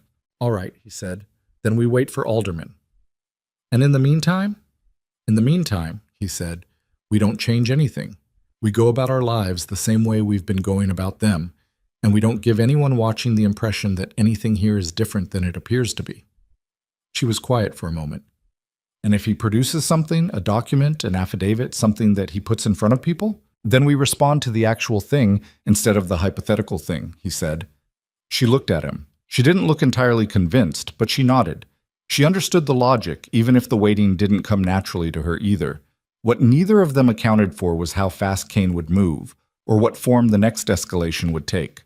It was Caleb who told them, because Caleb was 6 years old and had heard something at school and didn't yet understand that some information was more explosive than it appeared. He came home on a Thursday afternoon and sat down at the supper table, and between bites of potato said, "Some of the kids at school said Lily isn't really your daughter." The table went silent. Evelyn's fork stopped moving. Lily, who was sitting across from Caleb, looked up from her plate with the confused expression of a child who had not yet understood what was being said, but had detected the temperature change in the room. Silas looked at Caleb. "Where did they hear that?" "I don't know," Caleb said. He looked slightly uncertain now, reading the room, realizing this had landed differently than casual information. "Tommy Reeves said it. He said his mother told him." Dorothy Reeves. Agnes had said Dorothy Reeves repeated things. "It's not true," Caleb said with sudden firmness, looking at Lily. "Right? I told Tommy it wasn't true." Lily was looking at her mother. Evelyn had put her fork down. She met her daughter's eyes, and her face did something complicated. The effort of a person trying to keep their expression from showing what was actually happening inside them in front of a 4-year-old. "That's right," Evelyn said. Her voice was steady. "Tommy was wrong." Lily looked at Evelyn for another moment. Children always knew more than they let on. She picked up her fork and went back to her potato, but her eyes had gone slightly distant in the way that meant she was thinking about something she wasn't going to ask about right now. After dinner, after the children were upstairs, Silas stood at the kitchen window and looked at the yard and felt a very specific, very controlled anger take shape in him. The kind that didn't look like anger from the outside, because he'd learned a long time ago that the kind of anger that looked like anger was the kind that other people could use against you. This was the other kind, the kind that sat in the chest, cold and clear, and clarified rather than clouded. He heard Evelyn behind him. He didn't turn around. "He told Dorothy Reeves," she said. "She told her son. Her son told mine." "I know," he said. "He's put it into the children now." Her voice was still flat, but the flatness was doing a lot of work. That's a different thing than adult gossip. Children repeat things to other children, and children don't have they don't filter it." "I know, Silas." Her voice changed, just slightly, just enough. "I have to tell the truth, before he does, before he takes the true things and wraps them in false ones, and people can't tell the difference anymore." She paused. "If I wait for him to control the story will be his. I know how he works." He turned around. She was standing in the middle of the kitchen with her arms at her sides. Not defensive, not braced, just standing there in her own particular way, direct and clear about what she was proposing and what it was going to cost her. "You want to go public," he said. "I want to tell the truth before he weaponizes it," she said. "There's going to be a community meeting at the Caldwell Hall next week. Cain is going to be there. He's been suggesting it, talking to people about the land survey he's commissioned for the Valley properties. Half the ranchers in the area will be there." She looked at him steadily. "I want to speak, before he does." "That's everything exposed," he said. "Your history, your circumstances in Cheyenne, all of it." "I know.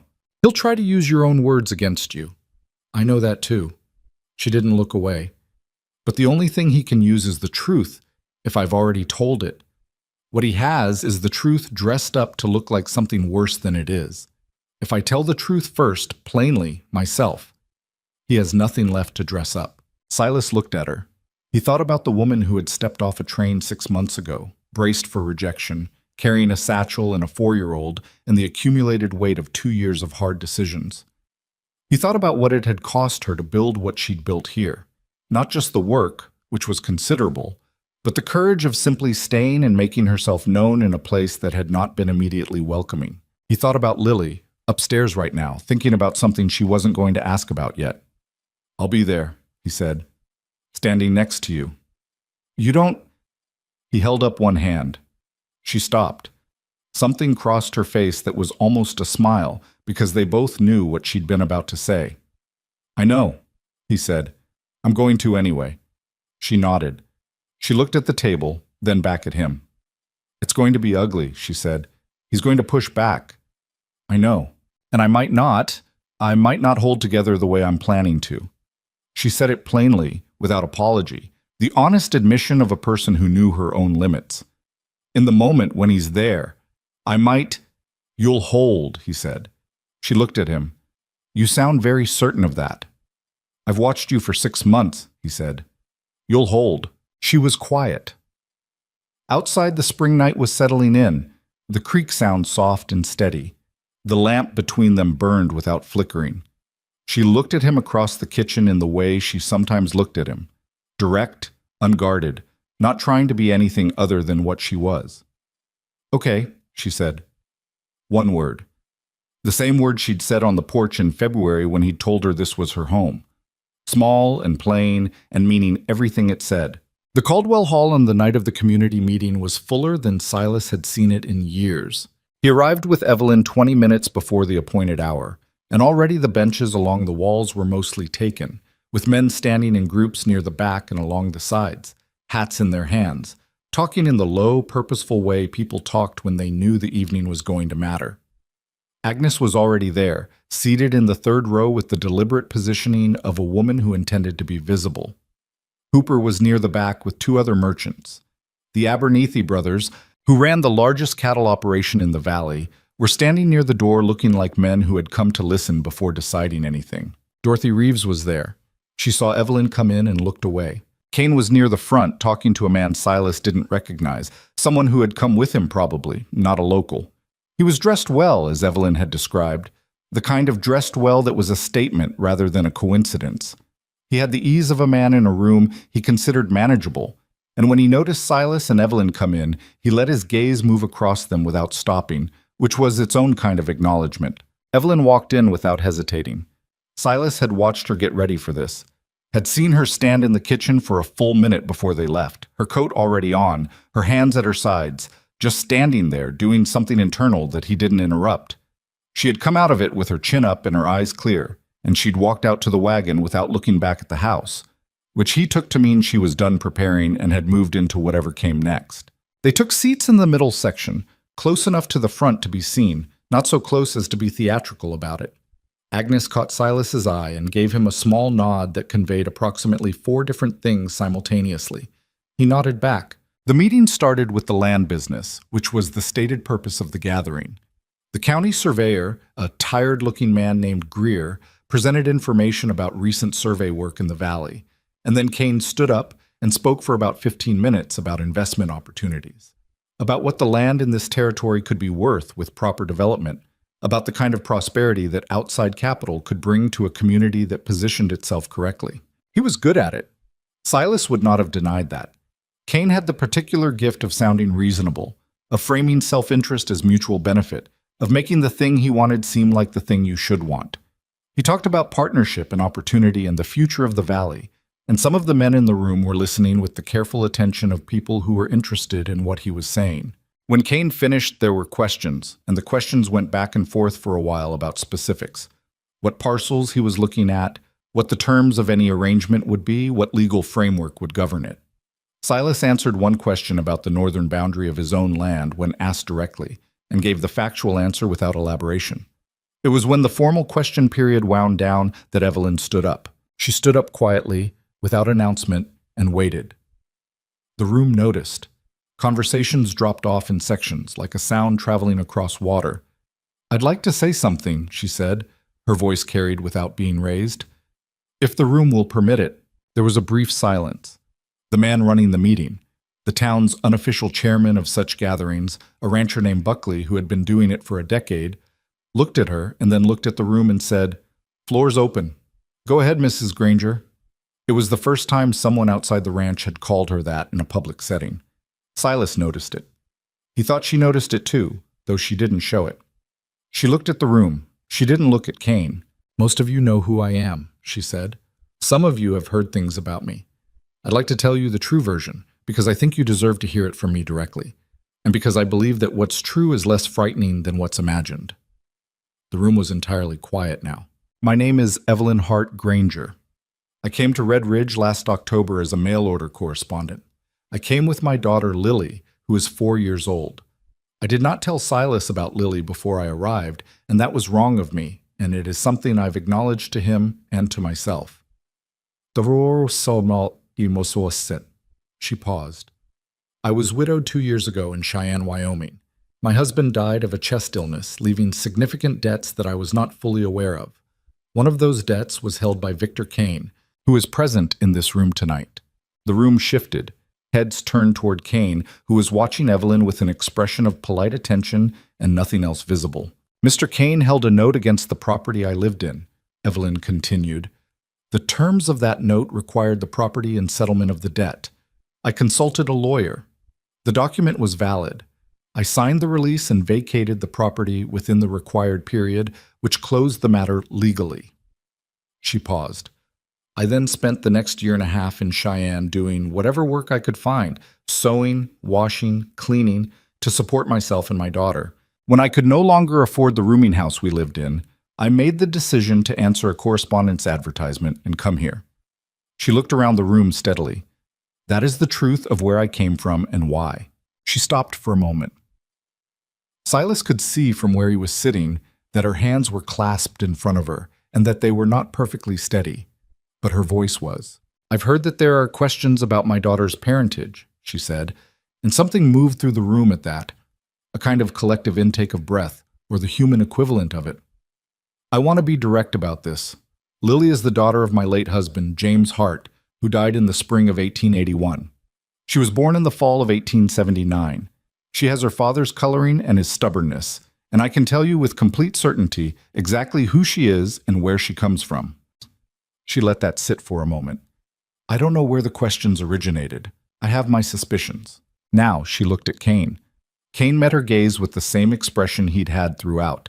Pleasant, attentive, the face of a man watching something unfold that he had not caused. It was a very practiced expression.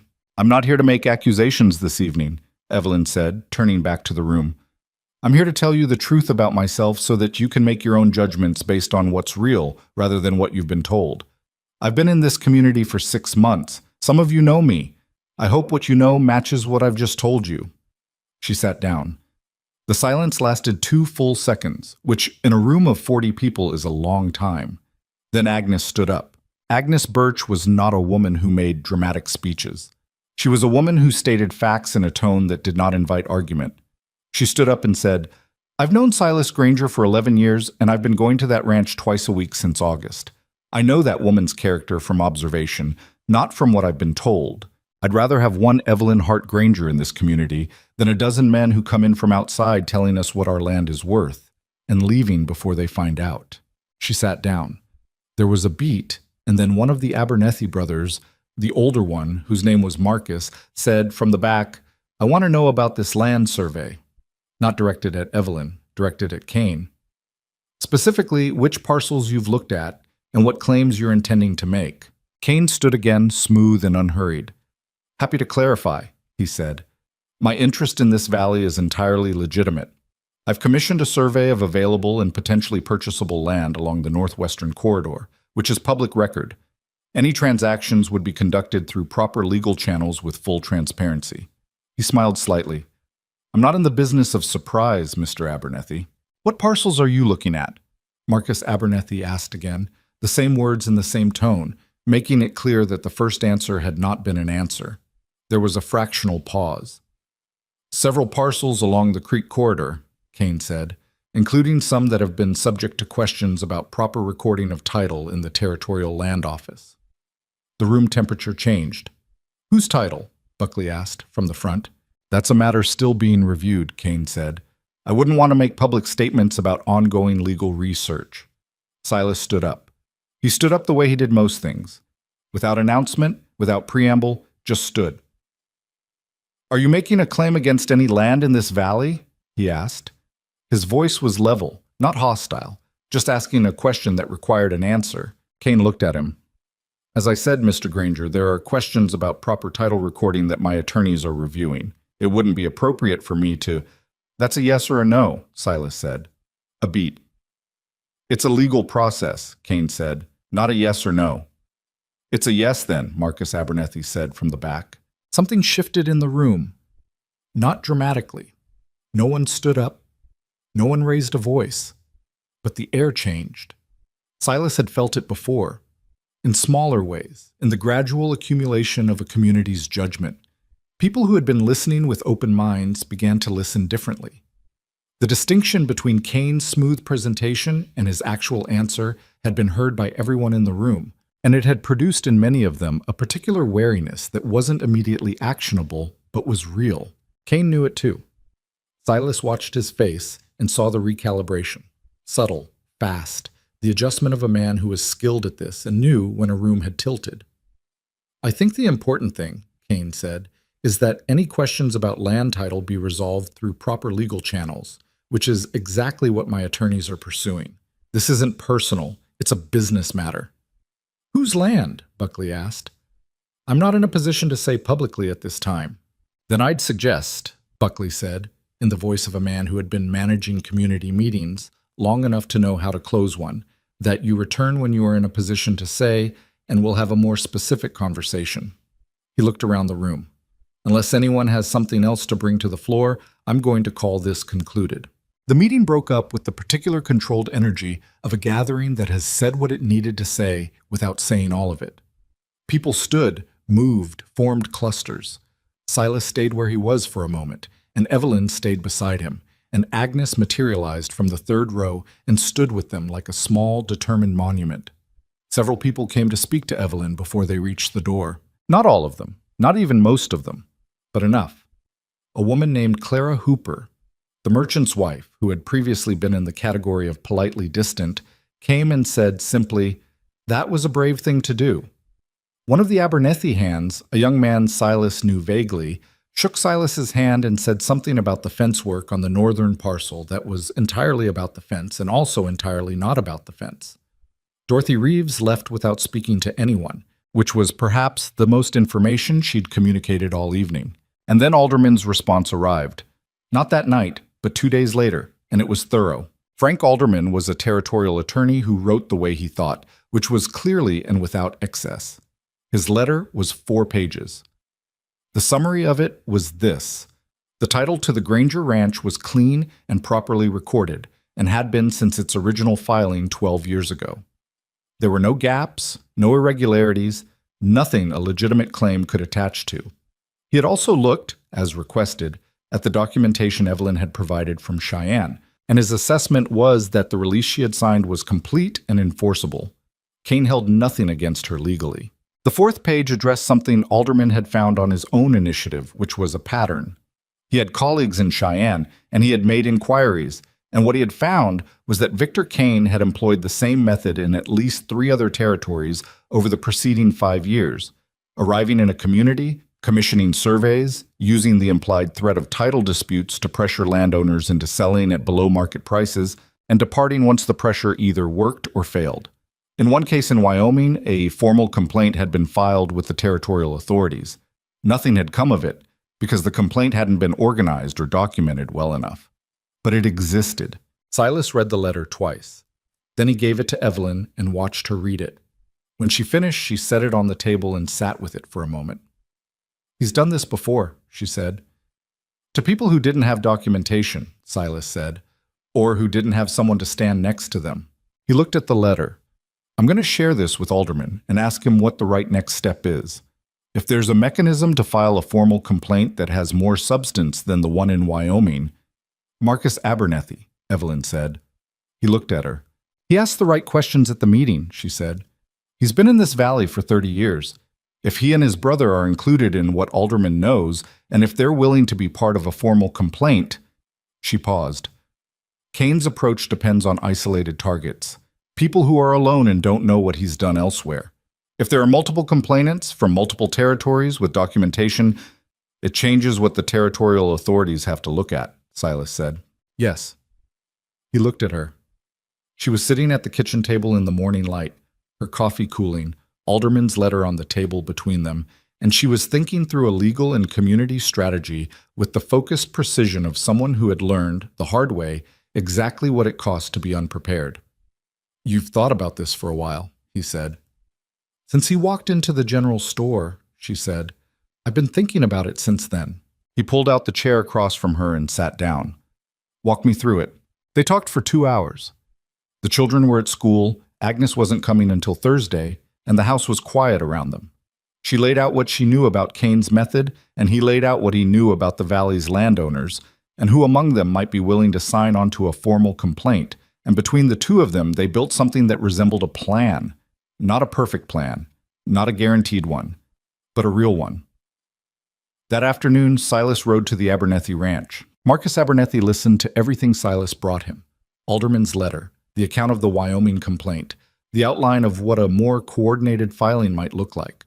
With the patient, unhurried attention of a man who had been a rancher for 3 decades and understood that the things worth doing required time to think about before you committed to them. At the end of it, he said, How many others are you talking to? You first, Silas said, then whoever you think is worth talking to. Marcus was quiet for a moment. Patterson along the southern boundary, he said. He's already had a man from Kane's operation come by asking questions about his deed records. He didn't mention it at the meeting, but I heard about it. He paused. And Greer. The surveyor? Kane commissioned the survey, but Greer did the work. Greer's a county employee. If Kane has been using Greer's survey findings to misrepresent title situations, Greer is going to want to know about it before it comes back on him. Silas hadn't thought of Greer. That's useful. I'll talk to Patterson, Marcus said. You talk to Greer. He looked at Silas steadily. Your wife, he said. What she did at that meeting, that took something. It did, Silas agreed. Some people are going to take time coming around, Marcus said. That's just how it is.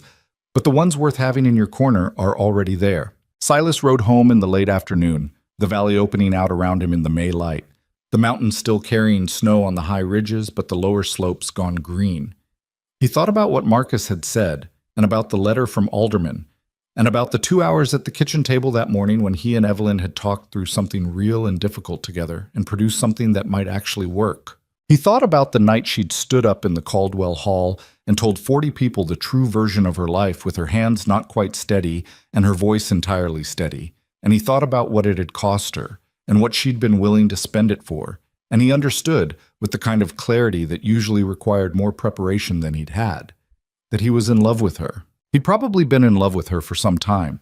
He was not a man who moved quickly in these recognitions, but he knew it now, riding home through the May evening with the same certainty with which he knew the condition of his fence line and the weight of his cattle and the sound of the creek in spring, the particular certainty of a man who has observed something long enough to know it's real.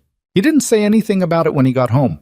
She was in the kitchen garden when he rode in, and she looked up and he gave her a brief account of the conversation with Marcus, and she nodded and said, Greer is the right thread to pull on, which was exactly what he'd thought, and then she went back to what she'd been doing. He unsaddled Colt and put him in the barn and stood there for a minute in the quiet of the stall with his hand on the horse's neck, just thinking. The formal complaint to the Territorial Land Office went in 3 weeks later, under 5 names. Silas Granger, Marcus and Daniel Abernethy, Raymond Patterson, and, with his county employment on the line and his professional reputation at stake, Thomas Greer, who had, as Marcus predicted, been deeply unhappy to learn what Kane's operation had been doing with his survey findings. Alderman drafted it. It was specific, documented, and cross-referenced with the Wyoming complaint in a way that established a pattern rather than an isolated incident. Silas read it twice before signing and found nothing in it that wasn't true. Kane's response, when the complaint reached him, was to hire his own attorney, a man from Helena, and file a counterstatement dismissing the complaint as coordinated harassment by landowners who objected to legitimate land investment activity. This was, Alderman wrote in his follow-up letter, more or less what he'd expected, and it was also less effective than Kane likely hoped, because a counterstatement was not the same as a rebuttal, and the Territorial Land Commissioner would make that distinction. The investigation that followed took 6 weeks.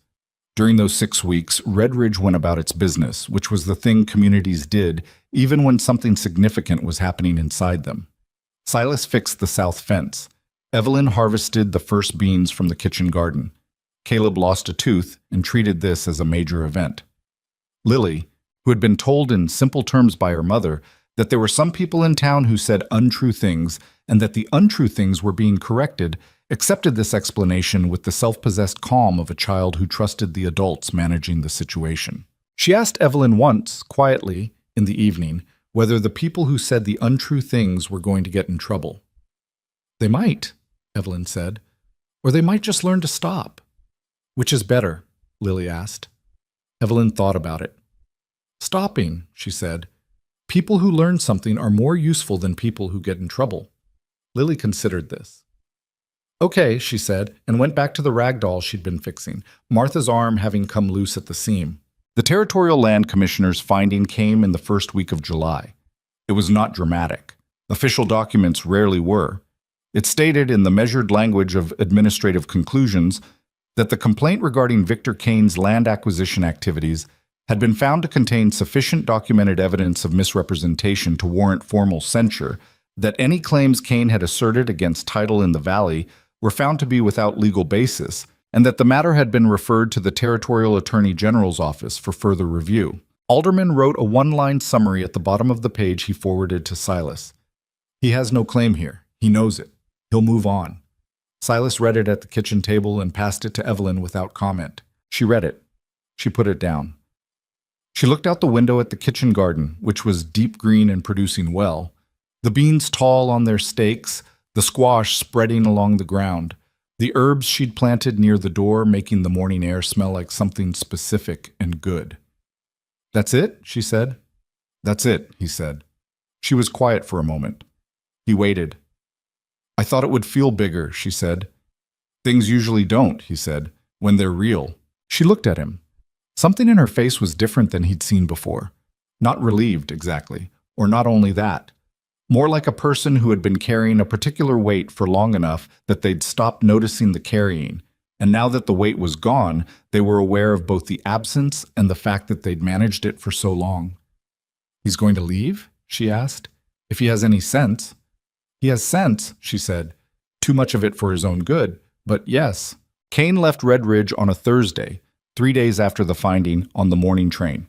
Hooper reported this with more satisfaction than he usually allowed himself in public. Agnes received the information with a nod that conveyed everything without saying anything. The Abernethy brothers sent a brief message to Silas that said, in its entirety, "Good work. Come by when you have time." Evelyn went into town that Saturday, the same as any other Saturday, with the list in the wagon and no particular announcement about it. She went to the general store and the post office, and she ran into Clara Hooper on the street, and Clara Hooper stopped and talked to her for 10 minutes. And when Evelyn got home, she didn't mention the conversation right away, just started putting the supplies away. Silas was at the table and he watched her move around the kitchen and he said, "How was town?" She turned around with a sack of flour in her hands and looked at him, and this time the thing on her face was cleaner than he'd seen it in the 7 months he'd known her. "It was fine," she said. "It was just fine." She put the flour away and he went back to what he'd been doing, and the kitchen was warm and the garden was visible through the window, and the sound of Caleb and Lily doing something outside drifted in through the open door. And the day continued exactly as days did when the worst part of something was over, and what remained was simply the ongoing ordinary work of living. The summer that followed Kane's departure was the best working season the Granger Ranch had seen in years, which Silas acknowledged privately and without making too much of it, because he was the kind of man who knew that good seasons were borrowing against future difficulty, and you didn't celebrate them so hard that the next hard thing caught you unprepared. But it was good. Genuinely, measurably good. The hay contract with the Eastern operation renewed at better terms than the year before. The remaining 6 cattle came through the spring healthy, and 2 of them had calved. Biscuit's arrival had been the first, and then a second calf in May that Caleb named without consultation and without apology, calling her Clover because she'd been born in the clover patch along the south fence, and he considered this meaningful. The kitchen garden produced beyond what Evelyn had planned for, and the surplus, Beans, squash, 3 varieties of preserves went partly to Agnes, partly to the general store on a small, informal arrangement that brought in a modest but real amount of additional income. The fence lines held. The barn roof held. The water barrel, relocated the previous October, held. None of it was dramatic. It was just the accumulation of work done right and decisions made carefully, and 2 people running a household together who had, over the course of 9 months, figured out how to do it without wasting energy on things that didn't matter. Silas told Evelyn he loved her on an evening in late August, sitting on the porch after the children were in bed. He had been meaning to say it for some time, and had not said it because he was not a man who said important things until he was certain of them. And then he was not a man who said important things until the moment was right.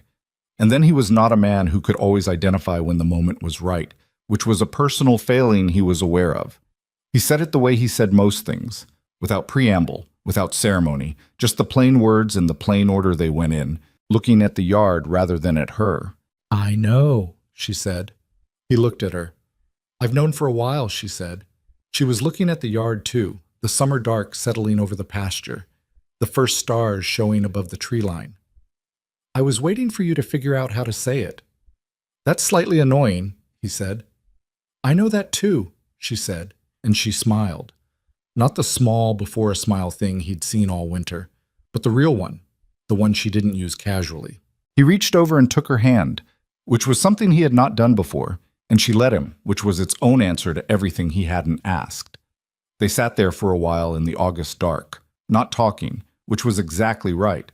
She told him she loved him back 2 days later, in the kitchen, while making biscuits, without looking up from the dough.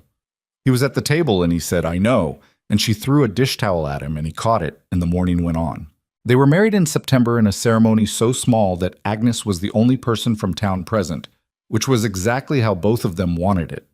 Silas had suggested the courthouse in Billings, thinking it was the most practical option. Evelyn had agreed immediately, which he'd taken as confirmation that they were suited for each other in the ways that mattered. They drove to Billings on a Tuesday, signed the papers in front of a justice of the peace who had a cold and sneezed twice during the proceedings, and drove home in the afternoon. Agnes had come to the ranch to watch the children and had made a pie while they were gone.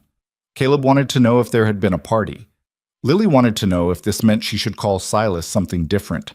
"You can call me whatever you like," Silas told her. She thought about it with the deliberate seriousness she brought to important decisions. "I'll think about it," she said, and went back to her supper. And for a while the question sat open in the way that some questions do when the person asking them needs the right moment, not just the right answer. The fall of 1884 was milder than the year before, which was a mercy.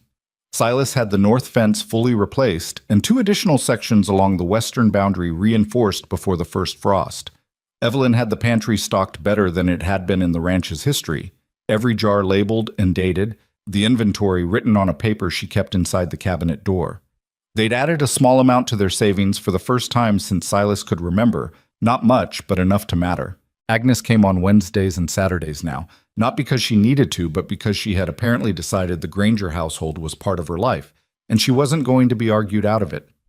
She and Evelyn had developed the easy, efficient working relationship of 2 women who respected each other's competence and didn't waste time on social performance.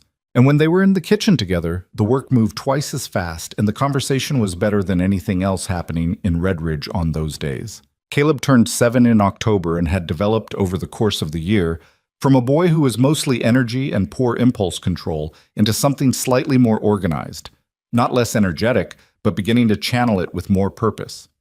He had genuine ability with the cattle, a feel for animal behavior that Silas had not expected to emerge this early, and on a Sunday afternoon in October when one of the heifers got through the fence and panicked herself up into the creek bed, it was Caleb who talked her back out, while Silas held the gate, patient and low-voiced, the way you had to be. And Silas watched him do it with the particular feeling a man had watching a young person be competent at something real. "You're good at that," Silas told him, after.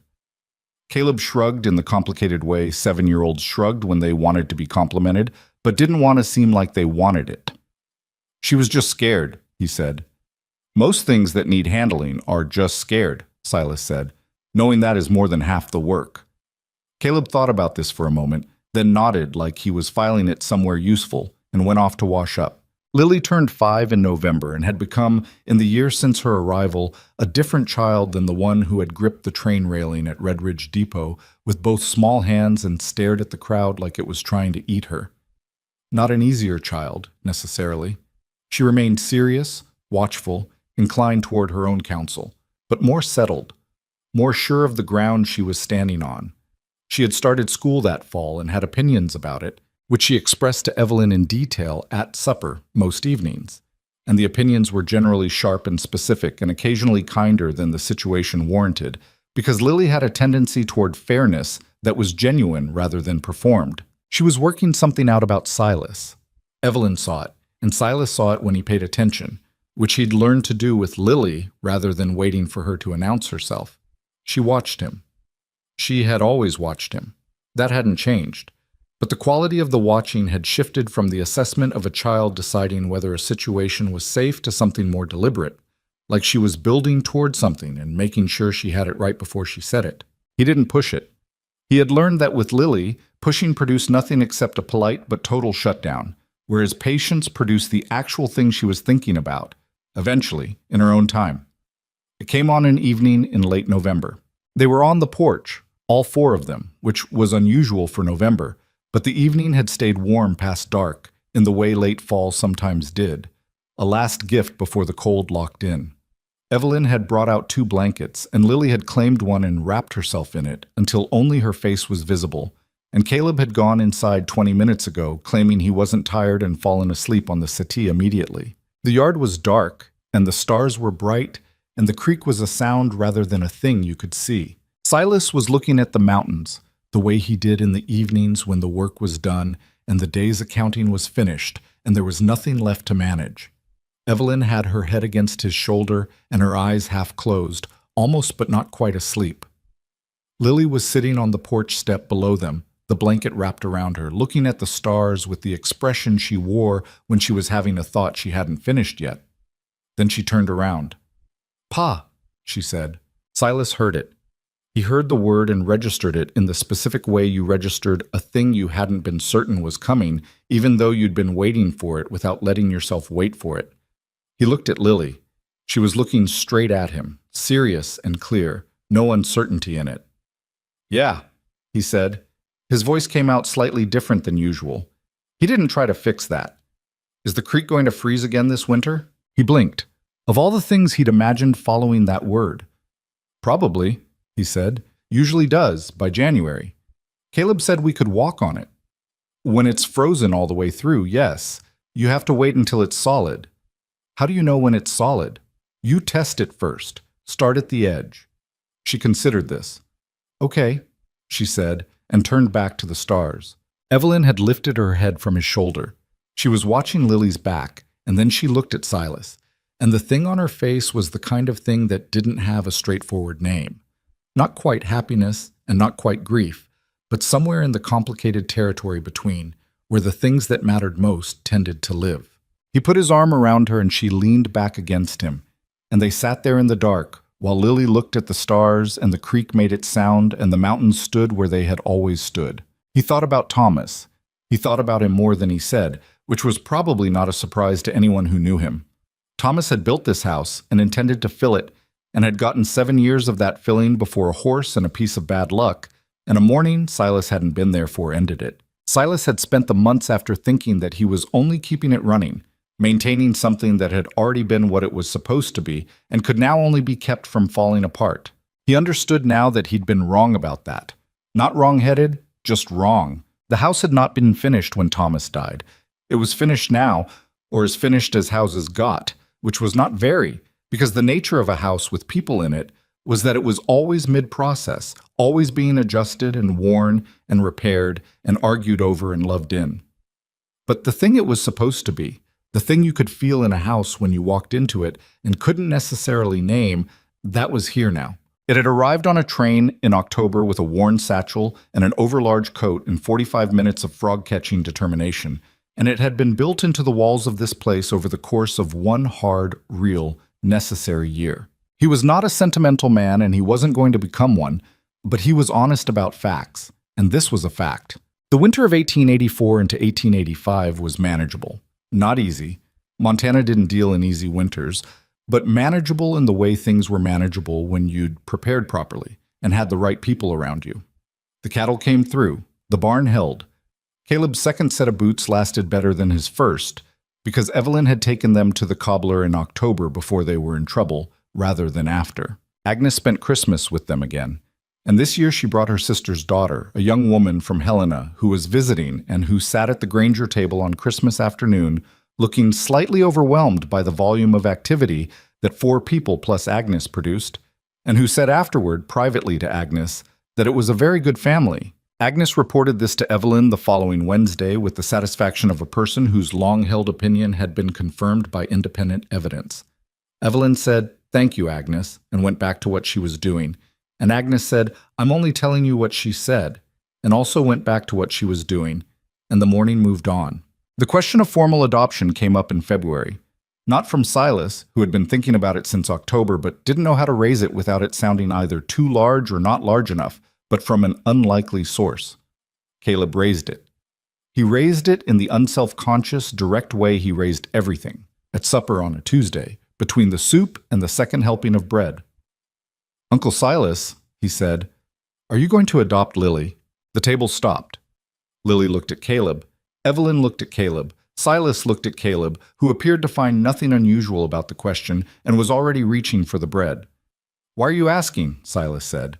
"Tommy Reeves says Lily's not really your daughter," Caleb said, with the utter pragmatism of a child who had clearly thought about this a lot and resolved it to his own satisfaction. "And I told him she is, but then he asked about the name, and I didn't have an answer for the name part." "The name part," Silas said. "She's Lily Hart," Caleb said, "not Lily Granger." Tommy noticed. Lily had stopped eating. She was looking at the table, her face unreadable in the way her face got when she was thinking about something she wasn't ready to show. Evelyn was watching her daughter. Silas looked at Lily. "Lily," he said. She looked up. "Do you want to be a Granger?" he asked. The directness of it seemed to catch her slightly off guard. She'd been bracing for something more complicated. She looked at him for a moment, then at her mother, then back at him. "Can I be both?" she said. "What do you mean? Can I be Lily Hart Granger?" She said it carefully, like she'd been considering the combination. "So I still have my papa's name, but also yours." Silas felt something shift in his chest that he didn't try to identify more specifically than that. "Yes," he said, "that's exactly how it would work." Lily nodded. She picked up her fork. "Okay," she said. Then, after a moment, "Tommy Reeves doesn't know everything." "He does not," Silas agreed. "He thought the beaver dam was a bird nest," Lily said, with the calm authority of a child presenting irrefutable evidence. "I saw it with Caleb. It's definitely not a bird nest." "It is definitely not," Caleb confirmed, and reached for the bread again, apparently satisfied that the matter was settled. The adoption was filed in March through Alderman's office, which handled it with the same methodical efficiency as everything else. It was not complicated.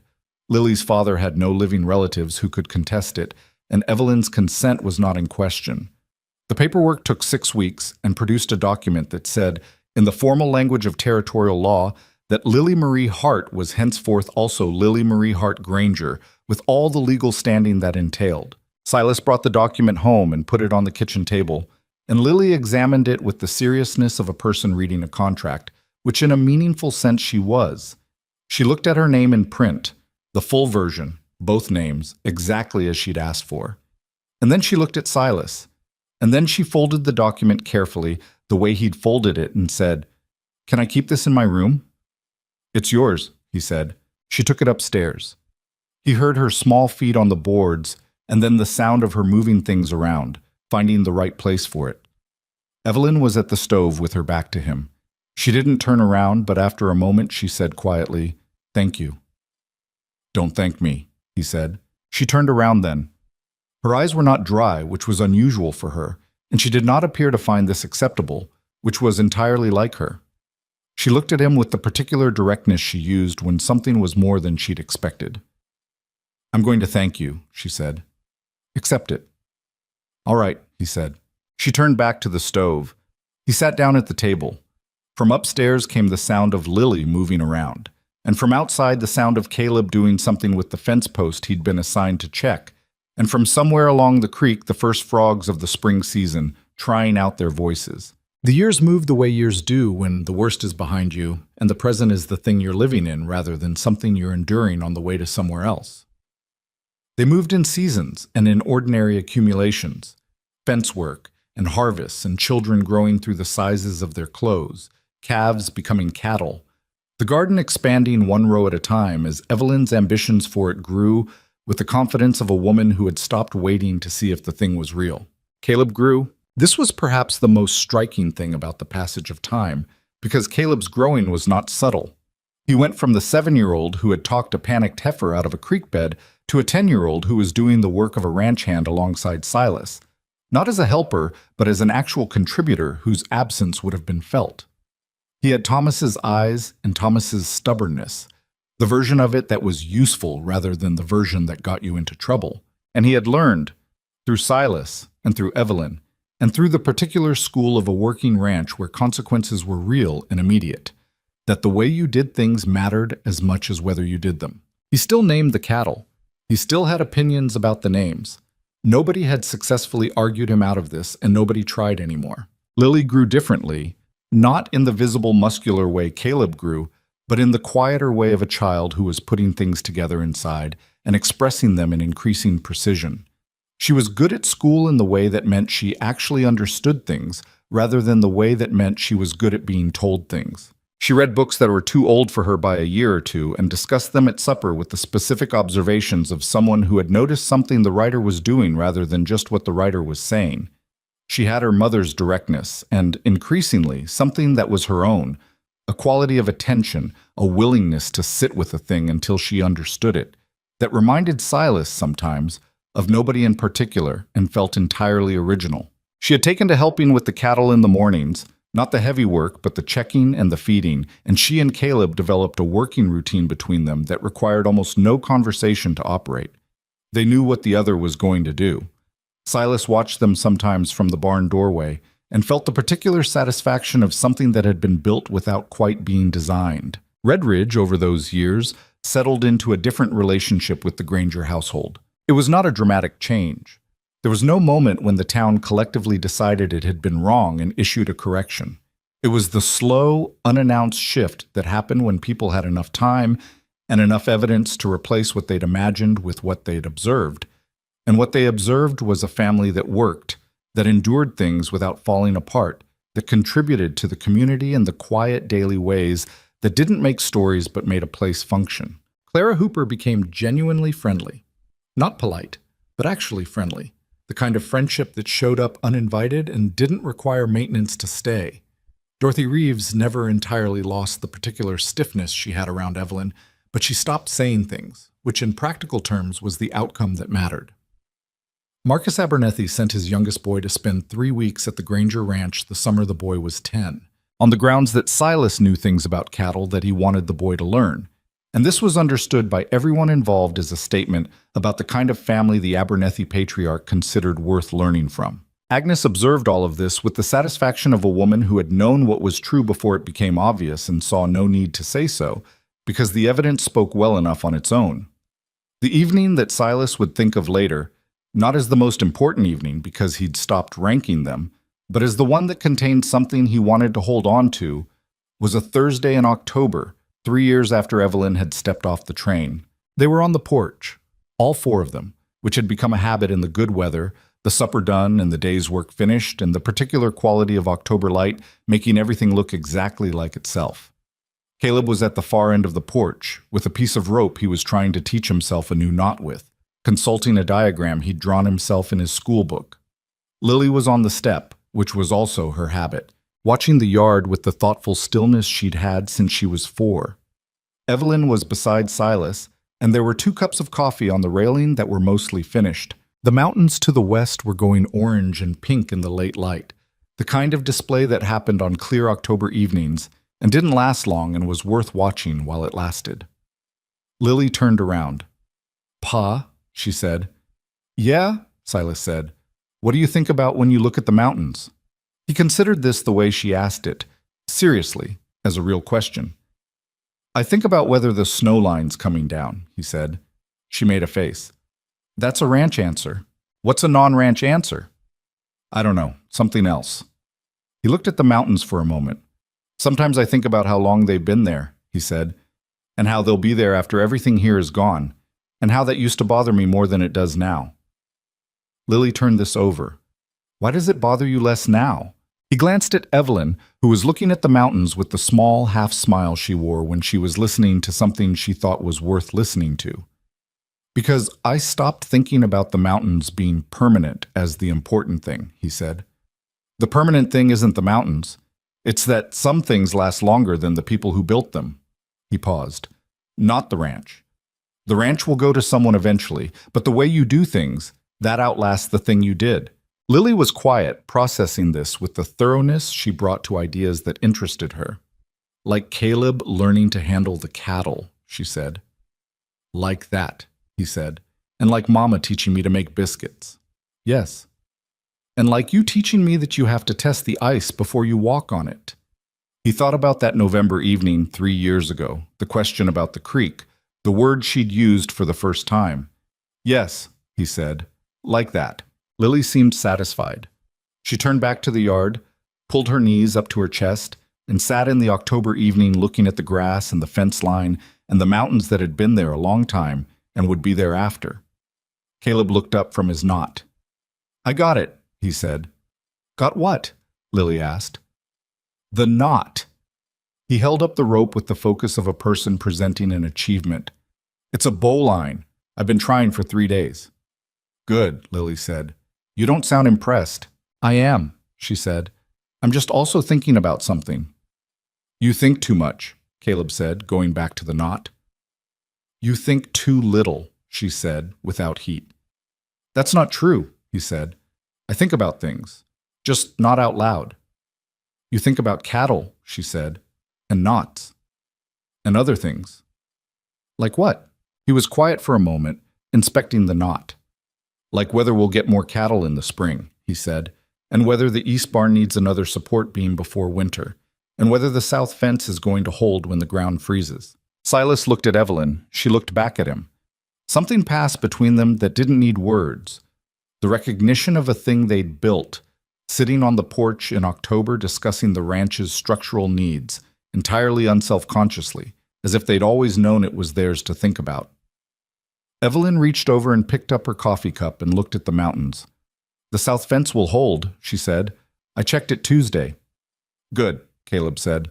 The light went on fading, and the mountains went from orange to the gray-blue of evening, and the first stars appeared above the eastern ridge.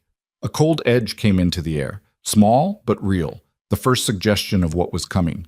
Lily put her chin on her knees, and Caleb worked his knot, and the creek made its sound in the dark below the tree line. There were things that didn't get fixed. Silas knew that, and it would have been dishonest to suggest otherwise. The money was better than it had been, but it was not what you'd call comfortable, not by most standards. There were winters that were harder than others, and seasons where things went wrong in the ways that things went wrong on a ranch. The unpredictable, grinding variety that wore you down before it let up.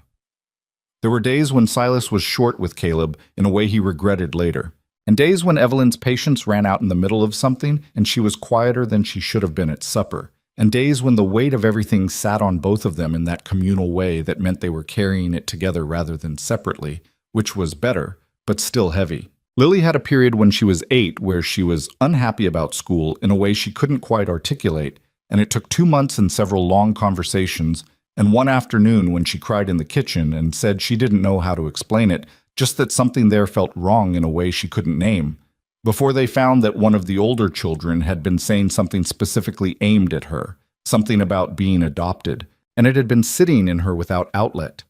Evelyn handled it with the directness she brought to things that required it, and Silas went to the school and had a conversation with the teacher that was short and factual and produced results, and Lily never mentioned it again. But he thought about it sometimes. The things children carried without telling you, the way damage could sit inside a person for weeks before it surfaced, and how the only answer to it was to be the kind of presence where surfacing was possible. He was not a perfect father, and he knew it. He was too practical sometimes, too inclined toward solutions when what was needed was just to sit with the problem for a while. He was better with the children when there was a task involved than when the thing was purely emotional. And Evelyn was better at the purely emotional. And between the two of them, the coverage was adequate, but not seamless. There were gaps. He imagined there always would be. But there was this. When Lily was upset, she came to him. Not always first. Evelyn was first. Evelyn was the deep water, the place where the real things got said. But she came to him. She came to him because she trusted that he would stay still and not panic and not immediately try to fix everything, which was something she'd observed over the years with the careful documentation of a child who paid attention. She came to him the way you went to a person who had proven, through accumulated evidence, that they were the kind of person you could go to.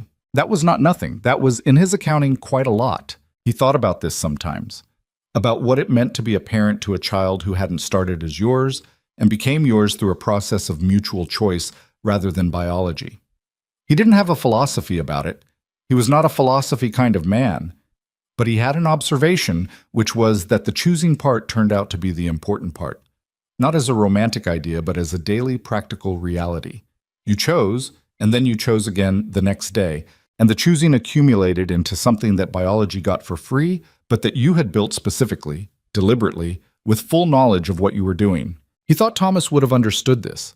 Thomas had been, in many ways, a different man than Silas. Easier, warmer, more naturally given to the domestic. But he had understood the fundamental thing, which was that what you built with your hands and your time and your attention was yours in a way that nothing given to you could be. The ranch had been Thomas's. Now it was something else.